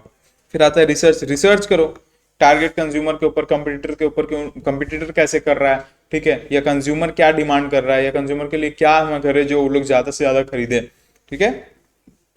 फिर आता है टारगेट ऑडियंस आइडेंटिफिकेशन, अपना एग्जैक्ट टारगेट ऑडियंस को समझो, कंज्यूमर का जो आपका सेगमेंट है, कौन सा हिस्सा है जो कौन सा एज ग्रुप का लोग है, कौन सा एरिया का लोग है, या किस तरह का लोग है जो आपका प्रोडक्ट को ज्यादा से ज्यादा खरीद रहा है, ठीक है। फिर आता है मीडिया सिलेक्शन, किस तरह से आप कौन से चैनल के थ्रू एडवर्टाइजमेंट करवाओगे, सोशल मीडिया हो गया, टीवी मीडिया हो गया, प्रिंट मीडिया हो गया, बिलबोर्ड्स हो गया, ठीक है। ये सब डिसाइड करना। बजट सेट करना, बजट सेट करो, ओवरऑल बजट क्या रहने वाला है, किस तरह से फंड करोगे कैंपेन को, ठीक है। एक बजट सेट करना सबसे इंपॉर्टेंट पॉइंट है मेरे हिसाब से, क्योंकि अगर आपको बजट नहीं पता है तो शायद आप ओवर स्पेंड कर दो या अंडर स्पेंड करो जिससे कैंपेन सक्सेसफुल ना हो, या ओवर स्पेंड कर दो जिससे आपको लगेगा कि भाई हम तो ज्यादा इन्वेस्ट कर दिए, इतना तो रिटर्न आया नहीं। समझ में आया। फिर आता है डिजाइनिंग और क्रिएटिंग एडवर्टाइजमेंट, एडवर्टाइजमेंट को आप बनवाओ, क्रिएट करो, ठीक है, या खुद के टीम से करो, अपने पास टीम है तो टीम से करवाओ, या तो आउटसोर्स करवा लो। फिर आता है परफेक्शन या टेस्टिंग, टेस्टिंग या परफेक्शन का मतलब क्या, वो टेस्ट करना कि सब कुछ सही है कि नहीं, और अगर सही है तो ठीक है, अगर नहीं है तो उसमें क्या चेंजेस करना है वो सब करना, ठीक है। फिर आता है प्लेसमेंट एंड टाइमिंग, कब मेरे को करना है, कौन से प्लेटफॉर्म में करना है, कब कितने टाइम पे रहेगा, सब जगह एक साथ कर दूंगी कि अलग अलग टाइम जोन्स पे करेंगे, ठीक है। टाइम जोन्स का मतलब जैसे पहला 3 महीना हम प्रिंट मीडिया कर रहे हैं, फिर अगला 3 महीना हम टीवी मीडिया कर रहे हैं, उसके अगला 3 महीना हम सोशल मीडिया पे कर रहे हैं, ये चीज। फिर आता है एग्जीक्यूशन, अब फाइनली कैंपेन को लॉन्च कर दो, ओवरऑल पूरा जो कंट्री है या जहां पर भी आप ओवरऑल ग्लोब में करवाना चाह रहे हो वहां पर लॉन्च कर दो, ठीक है। उसके बाद परफॉर्मेंस को इवेल्युएट करो, कि मॉनिटर करो कि किस तरह से आप परफॉर्म कर रहा है आपका कैंपेन, आप जैसा एक्सपेक्ट किए थे उस तरह से हो रहा है कि नहीं, या नहीं हो रहा है तो उसमें क्या चेंजेस करना चाहिए, क्या बेटर रहेगा, क्या उसमें और पैसे लगाने चाहिए, ये सब चीज़ का ओवरऑल ध्यान रखना। समझ में आया। तो ये जो आपका स्टेप्स है ओवरऑल एडवर्टाइजमेंट प्रोसेस का की स्टेप्स है, ठीक है। तो आई होप कि ये समझ में आया होगा। चलिए आगे बढ़ते हैं। What are the legal and ethical aspects of advertisement, legal और एथिकल एस्पेक्ट्स का मतलब क्या हुआ, देखो लीगली क्या चीज ठीक है क्या गलत है, और एथिकली मतलब खुद के एथिक्स के हिसाब से क्या सही गलत है, उसका बात हो रहा है, ठीक है। चलो लीगल एस्पेक्ट्स क्या है, की रेगुलेशंस, कंज्यूमर प्रोटेक्शन लॉ हो गया, ट्रेडमार्क लॉ हो गया, ये सबको फॉलो करना है, कंज्यूमर को एक्सप्लॉइट ना करे, ये सब चीज का ध्यान रखना है, ठीक है। प्रोहिबिशन, जो चीज मना है वो चीज नहीं करना है, जैसे कि फॉल्स क्लेम नहीं कर सकते, अपना प्रोडक्ट को जरूरत से ज्यादा बेटर नहीं बता सकते, जो चीज इन्वॉल्व है वही बता सकते हैं। पेनाल्टीज, अगर मैं कुछ गलत कर रहा हूँ तो उसके अगेंस्ट मेरे को पेनाल्टी वगैरह चार्ज करना होगा, मतलब पे करना होगा, ठीक है। कन्फाइनमेंट भी हो सकता है, ठीक है। और क्या एग्जांपल्स कुछ नहीं है, जैसे यहाँ पर कंज्यूमर प्रोटेक्शन एक्ट है, ये सब के थ्रू रेगुलेटेड रहता है ओवरऑल इंडिया में, जिस तरह से का मतलब मार्केटिंग है, जिस तरह का एडवर्टाइजमेंट है वो सब। लेकिन ये रहने के बाद भी कोई खास फर्क पड़ता नहीं है, ठीक है। हम लोग टीवी में भी कुछ ऐसा ही आपत्तिजनक बहुत सारा एडवर्टाइजमेंट देख सकते हैं, बट एनीवेज अभी हम लोग आंसर पे ध्यान देते तो ज़्यादा बेटर रहेगा। अब एथिकल एस्पेक्ट्स क्या है, एथिक्स के हिसाब से ट्रूथफुलनेस, ठीक है, हम खुद से, ये खुद से एथिक्स क्या होता है, खुद से हम किसी को एक्सप्लॉइट ना करें, उस चीज़ का ध्यान रखना। तो ट्रूथफुलनेस, मेरा जो एडवर्टाइजमेंट है वो सच बोले, ठीक है, प्रोडक्ट के क्लेम्स को बढ़ा चढ़ा के ना बताए। ट्रांसपेरेंसी मेंटेन करना कि क्या इन्फॉर्मेशन है, क्या रिस्क हो सकता है, क्या चीज़ इन्वॉल्व है, ठीक है, ये प्रोडक्ट या सर्विस को यूज़ करने में, तो ये सब चीज़ को ट्रांसपेरेंसी से बताना। फिर आता है अवॉइडिंग हार्म, एडवर्टाइजमेंट क्या है, किसी तरह का हार्मफुल प्रोडक्ट को हम लोग प्रमोट नहीं कर रहे, या हार्मफुल बिहेवियर को प्रमोट ना करें, इस चीज का ध्यान रखें। फिर आता है रेस्पेक्ट फॉर प्राइवेसी, प्राइवेसी का ध्यान रखना। प्राइवेसी का मतलब कि जो भी मतलब समझ, कस्टमर का जो डेटा है, ठीक है, कस्टमर का जो डेटा है उसका प्राइवेसी का ध्यान रखना। कस्टमर का अगर हम सपोज सर्वे कर रहे हैं, ठीक है, तो सर्वे कर रहे हैं तो उसका डेटा का जो है हम लोग किसी और को ना दे, ठीक है, किसी को बेचे नहीं, या पब्लिकली उसको अवेलेबल ना करें, ये सब चीज़ का ध्यान रखना। फेयर कंपटीशन, ठीक है, हम लोग इस तरह से एडवर्टाइजमेंट करेंगे कि फेयरली कंपटीशन मेंटेन रहे, हम किसी को डायरेक्टली किसी अदर कंपनी को या मेरे कंपटीटर को नीचा नहीं दिखा सकते, ये सब चीज़ नहीं कर सकते। फिर आता है सोशल रिस्पॉन्सिबिलिटी, ठीक है, सोशल रिस्पॉन्सिबिलिटी मतलब हो गया कि हम लोग सोसाइटी का ऊपर ध्यान रखेंगे, ठीक है, ये अपना खुद से बनता है कंपनी का कि हम सोसाइटी का ध्यान रखें, ठीक है, कोई नेगेटिव स्टीरियोटाइप्स ना लाए, या किसी भी तरह का डिस्क्रिमिनेशन ना करे किसी भी कास्ट, क्रीड या जेंडर के अगेंस्ट में, ठीक है। तो ये हो गया आपका legal and ethical aspects of advertising. What are the economic effects of advertising, ठीक है, इकोनॉमिक इफेक्ट्स ऑफ एडवर्टाइजिंग क्या क्या होता है, ठीक है, या एस्पेक्ट्स बोला है क्या, इफेक्ट्स है, वही एस्पेक्ट्स एक ही चीज़ है, ठीक है। चलो आ जाओ। इकोनॉमिक इफेक्ट क्या होता है, देखो पॉजिटिव होता है और नेगेटिव होता है, पॉजिटिव होता है और नेगेटिव होता है, ठीक है। तो इकोनॉमिक इफेक्ट्स में जब पूछेगा आपसे तो आप दोनों लिख के आना, ठीक है ना।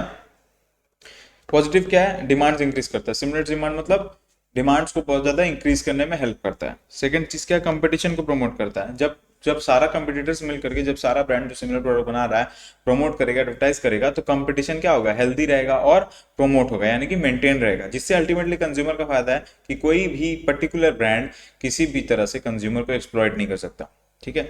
कैसे नहीं कर सकते, चलो हम एग्जाम्पल से समझाते हैं। सपोज दो ब्रांड एक प्रोडक्ट बना रहा है, एक एडवर्टाइजमेंट करता है, एक नहीं करता है। अब जो एडवर्टाइजमेंट करता है सारा कस्टमर उसी को जानता है, जो नहीं करता है उसको नहीं जानता है, तो उसी के पास जा रहा है जिसको जानता है। सपोज फर्स्ट वाले को ए पकड़ लेते हैं, ठीक है।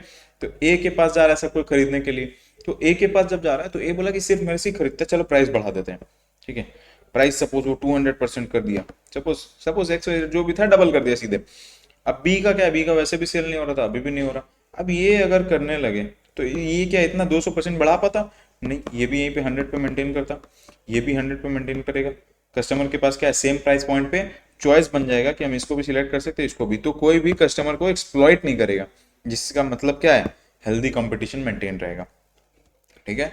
प्रोडक्शन कॉस्ट घटता है, एडवर्टाइजमेंट के थ्रू प्रोडक्शन कॉस्ट घटता है, ठीक है। कैसे, इकोनॉमीज ऑफ स्केल होता है, ज्यादा एडवर्टाइजमेंट होता है तो ज्यादा डिमांड होता है, ज्यादा डिमांड का मतलब ज्यादा प्रोडक्शन। तो हम लोग जब large number of quantities produce करते हैं तो बेसिकली हम लोग का जो आपका फिक्स्ड कॉस्ट है, ठीक है, फिक्स्ड कॉस्ट है, फिक्स्ड ऑपरेटिंग कॉस्ट है, ठीक है, वो सब चीज इक्वली स्प्लिट होता है सारा जितना नंबर ऑफ यूनिट्स हम प्रोड्यूस कर रहे हैं उसके ऊपर। तो वो क्या होता है, बेसिकली कॉस्ट ऑफ प्रोडक्शन को रिड्यूस करता है ऑन अ लार्ज स्केल। फिर आता है कंज्यूमर चॉइस को बढ़ाता है, कंज्यूमर का जो चॉइसेस है उसको बढ़ा देता है, ठीक है ना। कंज्यूमर का चॉइसेस को बढ़ाता है, जैसे कि उसके पास एडवर्टाइजमेंट रहेगा 4 कंपनी से, तो उसको पता है कि 4 कंपनी एक तरह का प्रोडक्ट बेच रहा है, ठीक है। फिर आता है जनरेट्स एम्प्लॉयमेंट, एडवर्टाइजिंग कंपनीज वगैरह में, एडवर्टाइजिंग एजेंसीज वगैरह में एम्प्लॉयमेंट जनरेट होता है। फिर सपोर्ट बिजनेस ग्रोथ, बिजनेस का ग्रोथ के लिए हेल्प करता है। अब नेगेटिव क्या जान लेते हैं, प्रोडक्शन कॉस्ट बढ़ता भी है, ठीक है। प्रोडक्ट का कॉस्ट बढ़ता है, प्रोडक्शन कॉस्ट तो नहीं बढ़ रहा, प्रोडक्ट का कॉस्ट बढ़ता है, क्यों, क्योंकि कंपनी जो पैसा लगा रहा है एडवर्टाइजमेंट के लिए वो पैसा तो आपसे ही निकलवाएगा ना, वो पैसा किससे निकलवाएगा, वो पैसा वो आपसे वसूलेगा, तो वो क्या होगा, उसको इक्वली स्प्लिट करेगा, ज्यादा number of N number of products है तो एन नंबर पे स्प्लिट करेगा, ठीक है। जो भी है X cost divide by N, ठीक है, तो एक्स बाई एन किसे चार्ज करेगा, आपसे, समझ में आया। तो प्रोडक्ट के प्राइस में उसको ऐड कर देता है। उसके बाद क्या, इनकरेजेस वेस्ट, वेस्ट मतलब जरूरत से ज्यादा एडवर्टाइजिंग करा लोगे तो रिसोर्स क्या, वो वेस्ट हुआ। सपोज एडवर्टाइजमेंट कंपनी का लोग काम किया, भले उसको पैसा मिल गया, लेकिन वो जो एडवर्टाइजमेंट किया तो वेस्ट हुआ ना, कि चल उससे कोई फायदा तो नहीं हुआ सामने वाले को, और सामने वाला भी क्या है, जबरदस्ती का करवा लिया, भले उससे फायदा नहीं हो रहा, ठीक है। रहता है creates barriers, barrier to entry create करता है, मतलब अगर सपोज एक हाईली कॉम्पिटिटिव जगह में बहुत सारा फर्म्स ऑलरेडी एग्जिस्ट करता है, वहां कोई नया फर्म एंटर करना चाह रहा है, तो वहां क्या होता है, बैरियर टू एंट्री हो जाता है, क्यों, क्योंकि वो लोग एडवर्टाइजमेंट इतना कर रहा है कि उन लोग प्रोमोटेड है। तुम एज अ न्यू एंट्रेंट वहां पर प्रमोशन नहीं कर पाओगे, तुम इतना कॉस्ट बियर नहीं कर सकते, ठीक है, तो इसलिए तुम क्या हो सकते हो, फेल हो सकते हो। फिर क्या है, रिड्यूसेस कस्टमर चॉइस, ठीक है। अगर डोमिनेंट ब्रांड ही एक्सेसिव एडवर्टाइजमेंट कराने लगे, इतना एडवर्टाइजमेंट कराए कि कोई और कंपनीज को तुम देखो ही नहीं, इससे क्या होगा, कस्टमर के लिए चॉइस जो है घट सकता है, ठीक है। इसको रिड्यूसेस मत लिखना, रिस्क ऑफ रिड्यूसिंग, रिड्यूस्ड ऐसे लिखना, risk of reduced customer choice या कंज्यूमर चॉइस, ठीक है। चलो, what is an advertisement, advertising appeal and why is it important, advertising appeal क्या चीज है और ये क्यों जरूरी है, ठीक है। एडवर्टाइजिंग अपील क्या है, ये एक ऐसा स्ट्रेटेजी है, it is a persuasive strategy used by advertiser, जो एडवर्टाइजर्स यूज करते हैं to capture the attention of target audience, ठीक है। टारगेट ऑडियंस का जो अटेंशन है उसको ग्रैब करने के लिए जो स्ट्रेटेजी यूज हो रहा है इसको एडवर्टाइजिंग अपील बोलते हैं। बेसिकली बोलने का मतलब ये है कि जो भी तरीका से, जो भी मतलब जो मैं कन्विंसिंग वर्ड्स यूज कर रहा हूँ, विजुअल्स यूज कर रहा हूँ, हुक यूज कर रहा हूँ, उसके थ्रू मैं जो मेरा पोटेंशियल कस्टमर है उसका अटेंशन को ग्रैब कर लेता हूँ, उसका इंटरेस्ट जगा देता हूँ, ठीक है, उसको बोलते हैं एडवर्टाइजिंग अपील, ठीक है। चलो, अगला चीज क्या बोला है, क्यों ये इंपॉर्टेंट है, व्हाई इज इट इंपॉर्टेंट, ठीक है। तो ये इंपॉर्टेंट क्यों है भाई, यहाँ पर ऐसा कुछ दिया है, नहीं दिया तो हम बता देते हैं, चलो, नहीं दिया है तो चलो बता देते हैं। यही है, what is the purpose of an advertising appeal, मतलब why is advertising appeal important, उसका पर्पस क्या है, वो इंपॉर्टेंट क्यों, मतलब तो एक ही हुआ ना, तो समझ लेते हैं। To attract and hold customer attention, customer का अटेंशन को ग्रैब करेगा और होल्ड करेगा, मेंटेन करके रखेगा, ठीक है। टू क्रिएट एन इमोशनल और rational interest in the product, ठीक है, इमोशनल इंटरेस्ट या रैशनल इंटरेस्ट क्रिएट करेगा प्रोडक्ट के बारे में, ठीक है। रहता है टू क्रिएट अ डिजायर और preference of the advertise brand. तो जो ब्रांड का एडवर्टाइजमेंट हो रहा है उसके लिए मतलब जो वांट है, डिमांड क्रिएट करना या वांट क्रिएट करना, ठीक है। या to stimulate specific action such as purchase और इंक्वायरी, किसी भी तरह का एक्शन जैसे कि परचेज करना है, इंक्वायरी करना, उसको सिमुलेट करता है, ठीक है। लोगों को बेसिकली एक तरह से ऐसा अपील कर रहा है कि तुम या तो खरीद लो या तो इस बारे में तुम जानकारी ले पाओ, एटलीस्ट लेने का तुमको इच्छा जागे। समझ में आया? ये होता है importance. What are the major types, अच्छा और भी है क्या? What are the major types of media use for advertising, advertising के लिए क्या क्या तरह का मीडिया यूज होता है, ठीक है। ये तो हम लोग पढ़ चुके हैं, जान लेते हैं फिर भी। रुक जाओ, ऊपर ही था, बताए ही थे आई गेस, ठीक है देख लेते हैं। हम्म, चलो आ जाओ। What are the types of advertising, ठीक है, ये वही चीज़ है, what are the media use in advertising, देखो ठीक है। इसमें भी बेसिकली ये है, ठीक है। इसमें भी सिर्फ थर्ड वाला जो पॉइंट है ये है, बेस्ड ऑन मीडिया। देखो प्रिंट एडवर्टाइजिंग, प्रिंट एडवर्टाइजिंग का मतलब जो प्लेस्ड में न्यूज़पेपर में होता है, मैगजीन्स में होता है, ठीक है, पैम्पलेट्स वगैरह हो गया, ये सब चीज़। फिर आ गया ब्रॉडकास्ट एडवर्टाइजिंग, ब्रॉडकास्ट मतलब टीवीज के थ्रू, रेडियो के थ्रू जो हम लोग ब्रॉडकास्ट करवाते हैं वो। आउटडोर में क्या हो गया, जो हम लोग बिल बोर्ड देखते हैं, आपका बैनर्स लगा हुआ देखते हैं, बसेस में जो वाइनल चिपका हुआ रहता है वो देखते हैं। फिर आ गया डिजिटल एडवर्टाइजिंग, इसमें social media, digital marketing, search engine वगैरह ये सब चीज़ आता है, ठीक है। तो ये सारा मीडिया है एडवर्टाइजमेंट में यूज होता है, जो कि फिर आता है what is media planning and what are the needs of media planning. Media planning क्या चीज़ है और मीडिया प्लानिंग का क्या ज़रूरत है। वेरी गुड, ठीक है। आ जाते हैं, रुक जाओ, मिल जाना चाहिए यार। देखो यहाँ पर भी दिया ही है जो चीज़ हम लोग अभी ऊपर पढ़ के आए। देखो मेरे types of media, print media, broadcast media, outdoor media, digital media, और डायरेक्ट मेल भी डिजिटल मीडिया का ही पार्ट है। यहाँ सेपरेट करके लिखा था कि तुम लोग मार्क्स स्कोर कर पाओ, ठीक है। स्पेशलिटी मीडिया एक चीज़ है, ये हम बता सकते हैं। स्पेशलिटी मीडिया का मतलब क्या हुआ, जो स्पेशल एडवर्टाइजमेंट्स होता है, जैसे कि हम किसी भी तरह का कप वगैरह बनाते हैं तो उसमें किसी भी तरह का अपना कंपनी का एडवर्टाइजमेंट करके दे रहे हैं, ये सब चीज़, ठीक है। या की चेन्स हो गया, जिससे हम लोग क्या बेसिकली ब्रांड को याद रखे लोग, ठीक है। जैसे नेस्कैफे करता है, कॉफ़ी का मतलब आप जार लो तो उसके संग कॉफ़ी मग फ्री देता है, नेस्कैफे लिखा हो, तो ये भी एक तरह का एडवर्टाइजमेंट ही है, ठीक है। अब आ जाते हैं मीडिया प्लानिंग क्या है और वो क्यों जरूरी है। मीडिया प्लानिंग क्या है, कौन सा मीडिया हम यूज करेंगे, कैसे यूज करेंगे, क्या टाइमिंग में यूज करेंगे, कैसे फ्रीक्वेंसी रहेगा, जिससे हम अच्छे से एडवर्टाइज कर सके, ज्यादा से ज्यादा लोगों तक हम पहुंच सके। इस जो प्रोसेस को हम लोग नाम दिए हैं उसको हम लोग नाम दिए हैं मीडिया प्लानिंग का, ठीक है। इससे क्या होता है, हम लोग सही मीडिया चैनल, सही टाइमिंग और सही बजट फिक्स कर सकते हैं, जिससे हम लोग का मार्केटिंग जो है, एडवर्टाइजमेंट है, वो सबसे ज्यादा बेस्ट निकल के आ सके विदाउट एनी एक्स्ट्रा कॉस्ट, ठीक है। अब इसका इंपॉर्टेंस क्या है, एडवर्टाइजमेंट मैसेज सही ऑडियंस को पहुंच रहा है इसका ध्यान रखता है, सही ऑडियंस को सही टाइम पे पहुंचे, ठीक है। उसके बाद बजट एलोकेशन को अच्छा कर देता है, मतलब हम जितना बजट लगा रहे हैं, सही बजट लगा रहे हैं, ये सब चीज फिक्स कर देता है, जिसकी वजह से क्या हो, रिटर्न ऑन इन्वेस्टमेंट ROI बढ़ जाता है, ठीक है। फिर आता है कैंपिंग का इफेक्टिवनेस बढ़ा देता है, कैंपिंग जिस तरह से आपका चल रहा है उसका इफेक्टिवनेस बढ़ जाता है। क्यों? क्योंकि आप अच्छे से रिसर्च कर लियो, अच्छे से प्लान कर लियो, तो सही लोगों के पास पहुंचेगा तो ज्यादा से ज्यादा कस्टमर आएगा आपके पास, ठीक है। कोऑर्डिनेशन और शेड्यूलिंग में हेल्प करता है कि कब आप टीवी पे करा रहे हो, कब आप प्रिंट पे करा रहे हो, कब आप बिलबोर्ड पे करा रहे हो, कब आप पैम्पलेट्स में करवा रहे हो, ये सब चीज का जो आपका टाइमिंग वगैरह है वो आपको कोऑर्डिनेट करने में हेल्प हो जाता है, ठीक है। मेजरमेंट और इवेल्युएशन अच्छा कर देता है, क्योंकि आपको पता रहता है कि हम किस में कितना रुपया लगाए हैं, तो आप मेजर कर सकते हो किससे कितना रिटर्न आ रहा है, किससे कितना क्या परफॉर्मेंस है। अगली बार उसको ध्यान में रखते हुए जो बेटर परफॉर्म किया उसमें ज्यादा इन्वेस्ट करोगे। इससे क्या होता है, मीडिया वेस्टेज कम होता है और रिसोर्स यूटिलाइजेशन जो है बढ़ जाता है, ठीक है। रिसोर्स का जो यूटिलाइजेशन है ये क्या हो गया, वो बढ़ जाता है, यानी कि आप सही तरीका से अपना जो फाइनेंशियल रिसोर्सेज है या जो भी एडवर्टाइजमेंट के लिए जो भी रिसोर्सेज है वो सब आप बढ़िया तरीके से यूटिलाइज करते हो। समझ में आया? चलो फिर आता है explain copy writing and it's की एलिमेंट्स, समझाते हैं।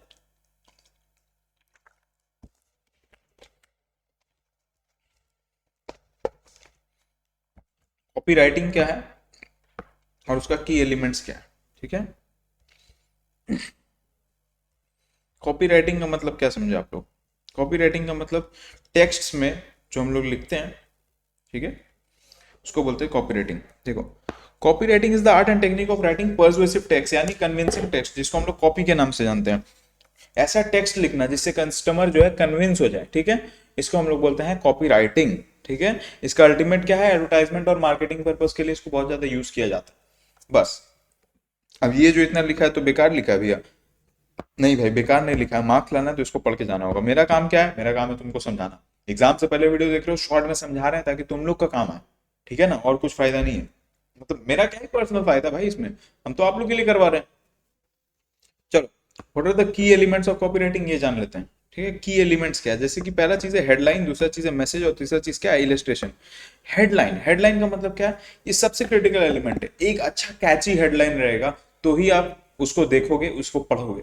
जिस तरह से यूट्यूब में क्या थंबनेल बहुत अच्छा लगता है, ऊपर में जो फोटो लगा हुआ तो अच्छा लगता है, तब हम लोग वीडियो को क्लिक करते हैं, उसको देखते हैं। ठीक है, उसी तरह से हेडलाइंस क्या है इन copy writing. Copy writing obviously आपका एडवर्टाइजमेंट लिखने में भी बहुत ज्यादा काम आता है, बट क्या थिंग क्या है, जो आप हेडलाइन लिख रहे हो वो बहुत क्रिटिकल है। ठीक है, आपको वो बहुत कैची रखना होगा, बहुत मतलब क्या होगा, इंगेजिंग रखना होगा, ताकि कस्टमर क्या हो, इंगेज हो सके। अब होता है मैसेज, मैसेज क्या है, मेन बॉडी है। इसमें जो आपको मेन मैसेज ट्रांसफर करना है, मेन जो आप एडवर्टाइजमेंट जो बात बोलना चाहते हैं वो यहाँ पर रखना है। इसको आप ओवर क्राउड नहीं कर सकते, इसमें जरूरत से ज्यादा चीज नहीं डाल सकते। जितना इंपॉर्टेंट है, जो आपका मेन मोटो है, उसको डाल के, उसको ध्यान में रखते हुए, प्रोडक्ट के बारे में जो फीचर्स है, प्रोडक्ट का जो बेनिफिट्स है, वो सब एक्सप्लेन करते हुए आपको देना होगा। फिर आता है इलस्ट्रेशन। इलस्ट्रेशन मतलब जो विजुअल एलिमेंट्स है, किसी भी तरह का ग्राफिक्स, किसी भी तरह का फोटोज, ड्राइंग्स या इलस्ट्रेशन, जिसके थ्रू पता चले प्रोडक्ट का यूज के बारे में, प्रोडक्ट के बेनिफिट्स के बारे में, फीचर्स के बारे में, तो वो सब चीज यहाँ पर रहता है। ठीक है, तो यही है कॉपी राइटिंग और उसका एलिमेंट्स। इसी के साथ आपका थर्ड चैप्टर यहाँ पर हो जाता है खत्म।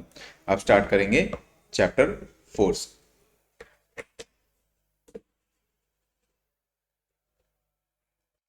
चलो चैप्टर 4 में आ जाते हैं। ठीक है, चैप्टर 4 क्या है, चैप्टर 4 है आपका एडवर्टाइजमेंट के ऊपर ही बेस्ड है। ठीक है, चैप्टर 4 एडवर्टाइजमेंट एजेंसी और वो सब चीज पे आता है। देखो, इम्पैक्ट ऑफ एडवर्टाइजमेंट। ठीक है, चैप्टर 4 का नाम क्या है, इम्पैक्ट ऑफ एडवर्टाइजिंग।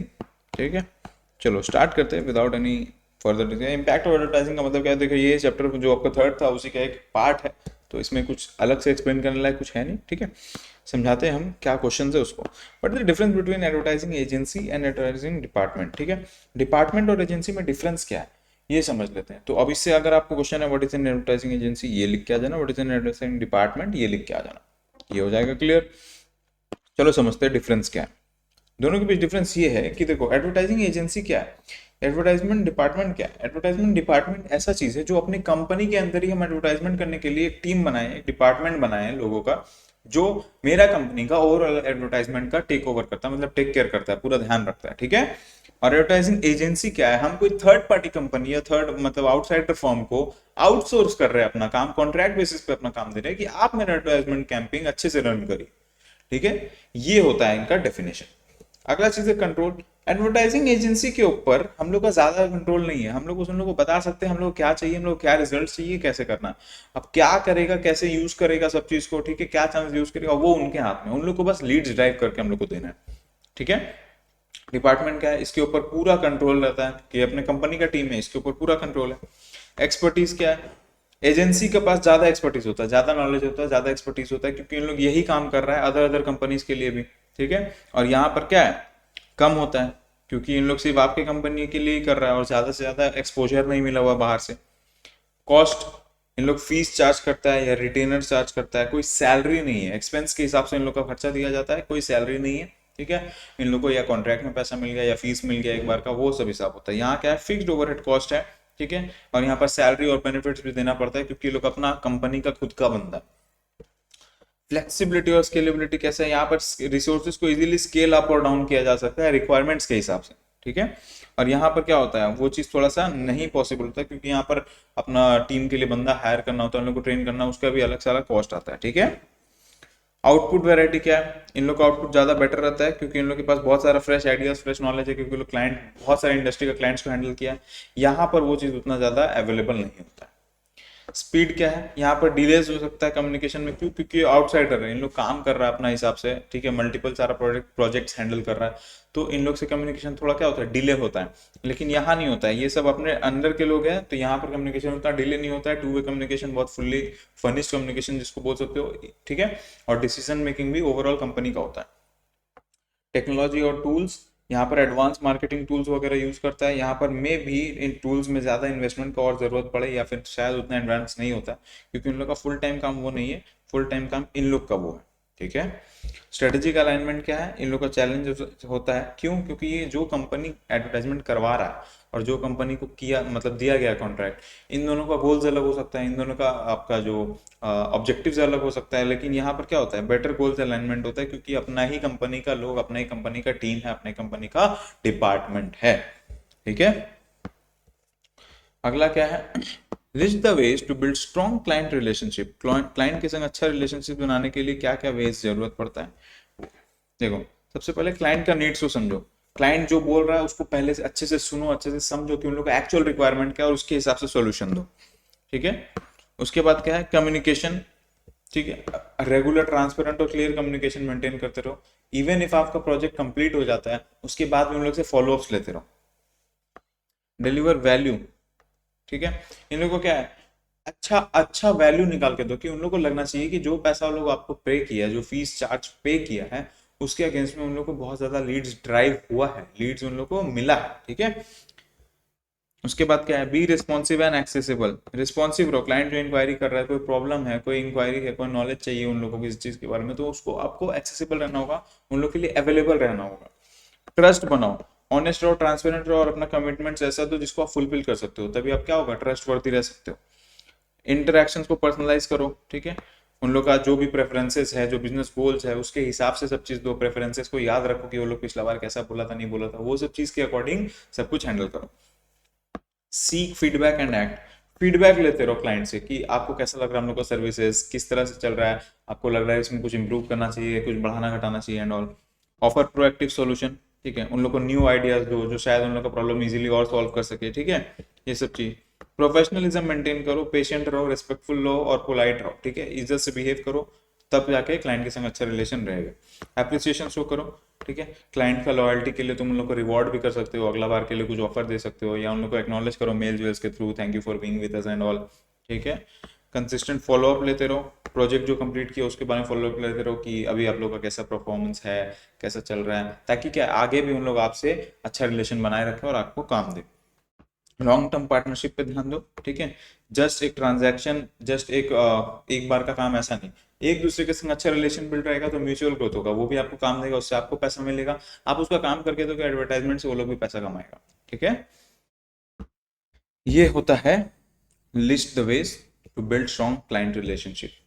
अब क्या है, एडवर्टाइजमेंट का जो इफेक्टिवनेस है उसको कैसे मेजर करते हैं, ठीक है। What are the ways to measure, what are the methods to measure advertisement effectiveness, ये जान लेते हैं। सबसे पहला, research and frequency analysis. Research करो, ठीक है, कि कितना लोग गया, कितना यूनिक लोग के पास गया ये मैसेज, कितना लोग देखा, कितना लोग इंटरेक्ट हुआ, फ्रीक्वेंसी, एक बंदा कितना बार देख रहा है, ये सब चीज, ठीक है। सेल्स को एनालिसिस करो, सेल्स कितना था पहले, before camping, after camping, during camping, क्या डिफरेंसेस रहा, उससे पता चल जाएगा अच्छा हुआ कि खराब हुआ, ठीक है।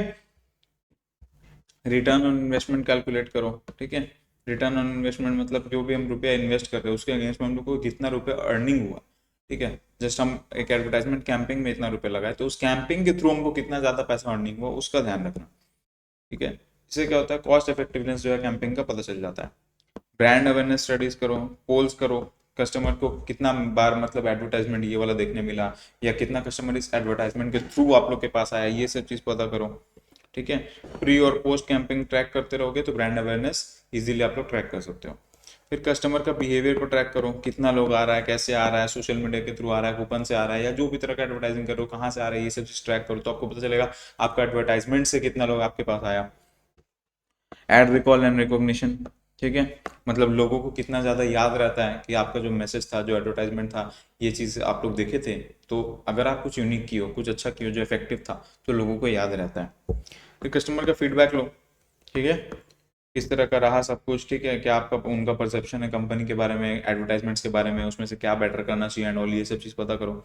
और मीडिया का मैट्रिक्स, इंप्रेशन हो गया, क्लिक थ्रू रेट हो गया, मतलब कितना बार आपका ऐड में लोग क्लिक करके एंटर किया है, क्वेरी किया है, व्यू कितना बार हुआ है, कितना लोग कन्वर्ट हुआ है पोटेंशियल कस्टमर से एक्चुअल कस्टमर्स में, ये सब चीज़ से आप ट्रैक कर सकते हो कि आपका जो एडवर्टाइजमेंट है वो कितना ज़्यादा इफेक्टिव था, ठीक है। इसी के साथ आपका 4th चैप्टर हो जाता है खत्म, ठीक है। अब स्टार्ट करेंगे चैप्टर नंबर 5। चलो स्टार्ट करते हैं चैप्टर नंबर 5 से। चैप्टर नंबर 5 क्या है? Sales promotion. ठीक है, चैप्टर नंबर 5 का नाम है सेल्स प्रमोशन। सेल्स प्रमोशन का मतलब सेल्स को किस तरह से प्रमोट करते हैं, मतलब शॉर्ट पीरियड ऑफ टाइम के लिए सेल्स को बहुत ज्यादा बढ़ाते हैं। ठीक है, तो उसको बोलते हैं हम लोग सेल्स प्रमोशन। क्लियर? चलो, briefly explain sales promotion in marketing and its features. Sales promotion क्या है, उसका फीचर्स क्या है, ये बताने के लिए बोल रहा है। ठीक है, तो जान लेते हैं सेल्स प्रमोशन क्या है। Sales promotion is defined as a short term marketing strategy. क्या है? शॉर्ट टर्म का मार्केटिंग स्ट्रेटेजी है। क्या है? शॉर्ट टर्म में मार्केट जिस तरह से हम लोग कर रहे हैं, ठीक है, वो स्ट्रेटेजी है। किस लिए? ताकि एक शॉर्ट पीरियड ऑफ टाइम के लिए सेल्स को अल्टीमेटली बूस्ट किया जा सके।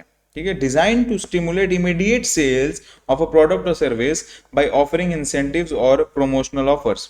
ठीक है, इंसेंटिव्स या प्रमोशनल ऑफर्स के थ्रू आपका सेल्स को शॉर्ट पीरियड ऑफ टाइम में इमीडिएटली बूस्ट करने के लिए ये जो स्ट्रेटेजी यूज होता है उसको हम लोग बोलते हैं sales promotion in marketing. Clear? अब इसका फीचर्स क्या है जान लेते हैं। फीचर्स, चलो इसका फीचर्स फीचर्स फीचर्स फीचर्स कहीं तो होना चाहिए भाई। कहाँ गया? ले, खत्म। अरे कहाँ गया फीचर्स? है भाई, ये है, फंक्शंस तो है ही। ठीक है, फंक्शंस है ही, फंक्शन से कर लेंगे अपने। अच्छा ये तो है। ठीक है, ये जो की पॉइंट्स लिखा है ना, इसको भी फीचर्स के जैसा यूज कर सकते हो। ठीक है, या फिर जो फंक्शंस लिखा है उसको भी फीचर्स के जैसा यूज कर सकते हो। चलो, it is a temporary campaign. ठीक है, क्या है feature? Temporary campaign. It is a temporary campaign to offer increase interest और डिमांड। ठीक है, जिससे क्या होता है? डिमांड या इंटरेस्ट को इंक्रीज किया जा रहा है। ठीक है, टेक्निक्स क्या क्या यूज होता है? Price discount, coupons, contest, prizes. ठीक है, ये सब चीज जो है टेक्निक्स एज ए यूज होता है। फिर क्या? It is use to introduce new product, clear inventory और इंक्रीज ब्रांड लॉयल्टी। नया प्रोडक्ट इंट्रोड्यूस करने के लिए, इन्वेंट्री क्लियर करने के लिए, ब्रांड लॉयल्टी बढ़ाने के लिए। ठीक है, इसलिए किया जाता है। और भी चीजें जैसे कि मार्केट को स्केल करने के लिए। ठीक है, मार्केट में स्केल करने के लिए मोस्ट प्रॉब्ली। फिर आता है जो परचेज प्रोसेस है, जो ओवरऑल परचेज प्रोसेस है उसका लास्ट फेज में ही ऑपरेट होता है। कहाँ ऑपरेट होता है? परचेज प्रोसेस का लास्ट फेज में। परचेज प्रोसेस का लास्ट फेज क्या है? अल्टीमेटली परचेज करना। ठीक है, जो परचेज का डिसीजन लेना है और परचेज करना है, ये लास्ट फेज होता है, तो वहां ऑपरेट करता है। क्लियर? फिर आता है ये कंज्यूमर फोकस भी हो सकता है, जो कंज्यूमर्स के लिए किया जा रहा है, या ट्रेड फोकस्ड होता है, जो रिटेलर या होलसेलर के लिए किया जा रहा है। ठीक है, तो ये होता है सेल्स प्रमोशन का फीचर्स। चलो, आई होप कि क्लियर हुआ होगा। What are consumer oriented sales promotion? Consumer oriented और ट्रेड ओरिएंटेड भी देख लेते हैं। ठीक है, तो कंज्यूमर ओरिएंटेड सेल्स प्रमोशन क्या है और ट्रेड ओरिएंटेड सेल्स प्रमोशन क्या है, ये जान लेते हैं।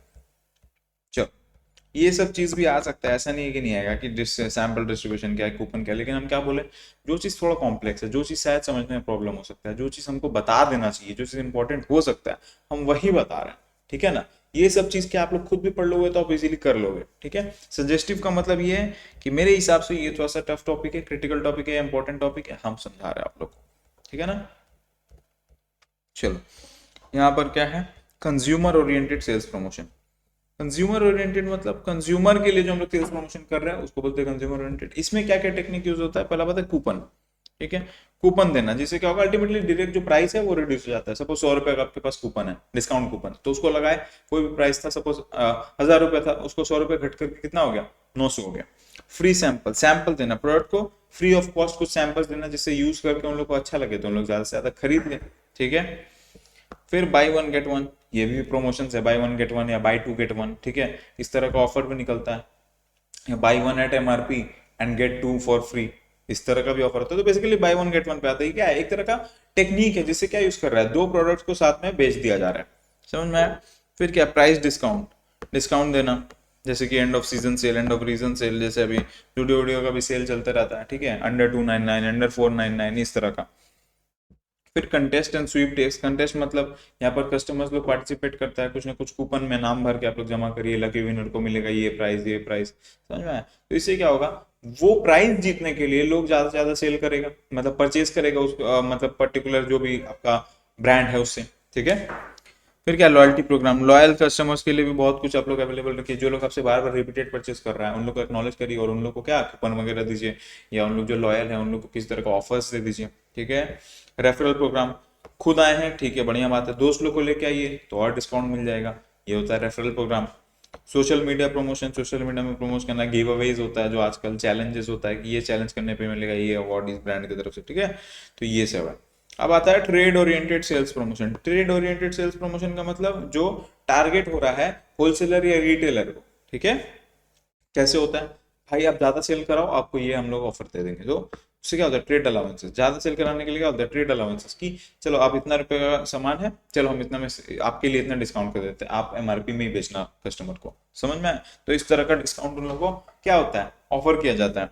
फिर आता है डीलर कॉन्टेस्ट, मतलब जो मान लो डीलर है जिसका जो रिटेल आउटलेट है बहुत सारा, तो उसमें सपोज कोई ना कोई ऐसा आउटलेट होगा जो उसके हिसाब से परफॉर्म किया या उसका जैसा भी एक्सपेक्टेशन था उससे ज्यादा बढ़िया परफॉर्म किया, तो उन लोग को क्या है, उन लोग को एक्नॉलेज करेगा, उन लोग को बोलेगा कि हाँ आप लोग ज्यादा बेटर परफॉर्म किए, इस साल के लिए आप लोग को मतलब कुछ ना कुछ रिवॉर्ड देगा, समझ में आया। फिर पॉइंट ऑफ परचेज डिस्प्ले, ठीक है। प्रोडक्ट को डिस्प्ले में ऑल टाइम लगाने के लिए भी बोलता है कि आप लोग डिस्प्ले में मेरा प्रोडक्ट लगा के रखिए ताकि जितना लोग आए उन लोग देखे तो एटलीस्ट क्या पता देखने में खरीद ले, ये सब, ठीक है। फिर क्या है, ट्रेड फेयर और एग्जीबिशंस, ठीक है, जैसे कि बिजनेस एक्सपो वगैरह, ठीक है, ट्रेड फेयर्स वगैरह, ये सब चीज़ करवाता है। तो उसमें भी बहुत सारा क्या है, बिजनेस आता है अपना प्रोडक्ट का डेमो देता है, तो बिजनेस एक दूसरे से इंटरेक्ट भी करता है। सेल्स का ट्रेनिंग प्रोग्राम हो गया, ठीक है। रिटेल जो स्टाफ है उन लोग को ट्रेनिंग वगैरह देना कि वो लोग बढ़िया से जो आपका पर्सनल सेलिंग है वो चीज़ कर पाए। फिर है कोऑपरेटिव एडवर्टाइजिंग, यानी कि हम लोग मिल करके कोई एडवर्टाइजिंग करते हैं, ठीक है, जहाँ पर मैन्युफैक्चरर और रिटेलर, ठीक है, एडवर्टाइज करता है प्रोडक्ट को लोकली, दोनों लोग कॉस्ट बियर करता है कि हाँ मेरा लोकल एरिया में हम ही आपका ये प्रोडक्ट रखते हैं। तो मैन्युफैक्चर क्या बोला, चलो ठीक है जब सिर्फ तुम ही रखते हो तो हम तुम्हारे संग मिल के कॉस्ट शेयर कर लेते हैं एडवर्टाइजमेंट का, उससे क्या होगा, लोग तुमसे ही खरीदेगा, तुमको अल्टीमेटली फायदा है, और मेरा प्रोडक्ट खरीदा तो मेरे को भी फायदा है, हम लोग मिल के मतलब एडवर्टाइजमेंट करते हैं, समझ में आया। तो ये है ट्रेड ओरिएंटेड सेल्स प्रमोशंस, ठीक है। तो अभी क्या क्या बताए हम, अभी हम बताए हैं कस्टमर ओरिएंटेड सेल्स प्रमोशन और बताए हैं trade oriented sales promotion, and I hope ये चीज हो गया होगा आप लोग का क्लियर। अगला क्या है, sales force promotion. Sales force promotion का मतलब क्या होता है, सेल्स फोर्स प्रमोशन का मतलब ये होता है कि कंपनी जो अपना टीम को मोटिवेट कर रहा है ताकि वो लोग ज्यादा से ज्यादा सेल करवाए, उसको बोलते हैं सेल्स फोर्स प्रमोशन। इसमें क्या होता है, बोनस और इंसेंटिव, पर एक एक इंडिविजुअल को बोल दिया कि भाई तुम इस बार का ये टारगेट है, तुम इससे ज्यादा अचीव करो तो तुमको बोनस हम दिलवा देंगे या इंसेंटिव दिलवा देंगे, ये चीज हो गया, एक्स्ट्रा पेमेंट्स मिलता है, ठीक है। सेल्स कॉन्टेस्ट, सेल्स फोर्स मतलब उन लोग को आपस में कॉन्टेस्ट वगैरह कराना, ठीक है, सपोज ज्यादा अचीव करने के लिए या किसी तरह का गेम्स वगैरह, ठीक है, कुछ भी। उसके बाद है रिकॉग्निशन प्रोग्राम, जो लोग ज्यादा बढ़िया कर रहे हैं उन लोग को पब्लिकली एक्नॉलेज करो, ठीक है, और प्रमोट करो, मतलब बूस्ट करो उन लोग का मोरल, ठीक है, उन लोग को और इन्फ्लुएंस करो, इंस्पायर करो कि हाँ और अच्छे से करो, ठीक है। तो ये सब चीज क्या होता है, सेल्स फोर्स प्रमोशन, यानी कि सेल्स फोर्स का मतलब क्या, जो लोग सेल्स करवा रहा है उन लोग का बात हो रहा है, तो उन लोग को किस तरह से मतलब हम मोटिवेट करता है कि ज्यादा सेल करवा सके, ये होता है सेल्स फोर्स प्रमोशन, ठीक है। इसी के साथ ये क्वेश्चन हुआ खत्म। लास्ट क्वेश्चन क्या आ रहा है आपका, what are the limitations of sales promotion. Sales promotion का लिमिटेशंस क्या है या ड्रॉबैक्स क्या है, ठीक है, वो जान लेते हैं, बताते हैं। कहीं ना कहीं तो होना चाहिए गुरु, कहीं नहीं है, चलो ठीक है हम ही बता देते हैं, ठीक है बता देंगे, कोई दिक्कत नहीं है भाई, आ जाओ।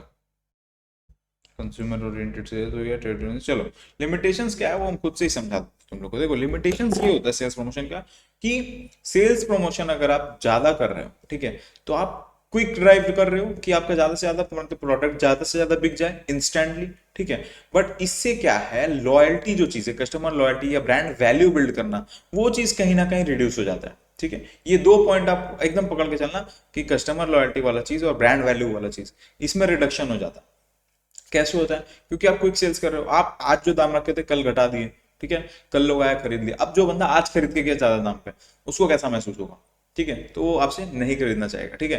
तो ऐसा नहीं है कि मैं बोल रहा हूँ डिस्काउंट नहीं करो ये, बट द थिंग इज कि ये लिमिटेशंस है कि अच्छा, कि ये मतलब क्या है, ड्रॉबैक है कि आप जो है इंस्टेंटली जो है सेल्स को बूस्ट करने के लिए आप जो पुराना जो मेन चीज है जो ओवरऑल आपका मोटिव है उसको ध्यान नहीं दे रहे हो, ठीक है, ये वाला चीज आ जाता है।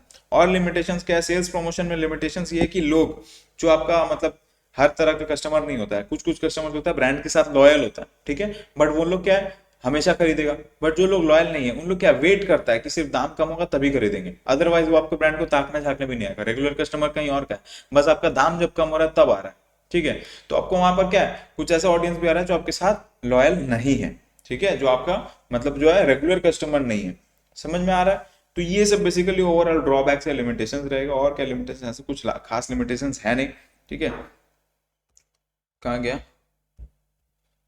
यही तो है, और कहाँ गया, ये कहाँ से आ गया, ये तो सेम रिपीट हो गया। एनीवेज, ठीक है, तो और कुछ ऐसा खास ड्रॉबैक्स है नहीं। अब देखो, इसमें कभी कभी ऐसा होता है कि हम लोग मतलब सेल्स प्रमोशन के लिए हम लोग मार्केट एक्सपेंशन जैसा चीज जो ये सब चीज इंपॉर्टेंट होता है, मार्केट एक्सपेंशन करना, ठीक है, मार्केट में अपना एक अच्छा इमेज बनाना, ब्रांड वैल्यू क्रिएट करना, ये सब चीज को इग्नोर कर देते हैं। ठीक है, क्योंकि हम लोग का इंस्टेंटली क्लियर करना रहता है। ठीक है, ब्रांड इमेज इनहांस करने के चक्कर में, मतलब कि बेसिकली सेल्स इमेज, तो ब्रांड इमेज जो है हम लोग उसको रिड्यूस करने लगते हैं। ठीक है ना, और तो कुछ खास बात है नहीं भाई, कुछ खास लिमिटेशंस आई डोंट थिंक कि कुछ खास लिमिटेशंस है सेल्स प्रमोशन का। ये जस्ट एक तरीका है जिससे आप अपना सेल्स बढ़ाओ। ठीक है ना, और कुछ नहीं है। तो इसी के साथ आप लोग का आज का मार्केटिंग कम्युनिकेशन का जो सजेस्टिव आंसर्स है, सजेस्टिव क्वेश्चंस है, वो भी हो जाता है क्लियर। किसी को कोई भी डाउट रहता है तो प्लीज़ हम लोग को मैसेज करके पूछिए। हम लोग का जो कॉन्टैक्ट नंबर है, जो टेलीग्राम का लिंक है, जो व्हाट्सएप का लिंक है, ये सब दिया हुआ है, वहाँ जा करके कनेक्ट करिए हम लोग के साथ। कमेंट सेक्शन में कोई डाउट है तो ये सब पूछ करके बताइए। Thank you so much for joining. जय हिंद।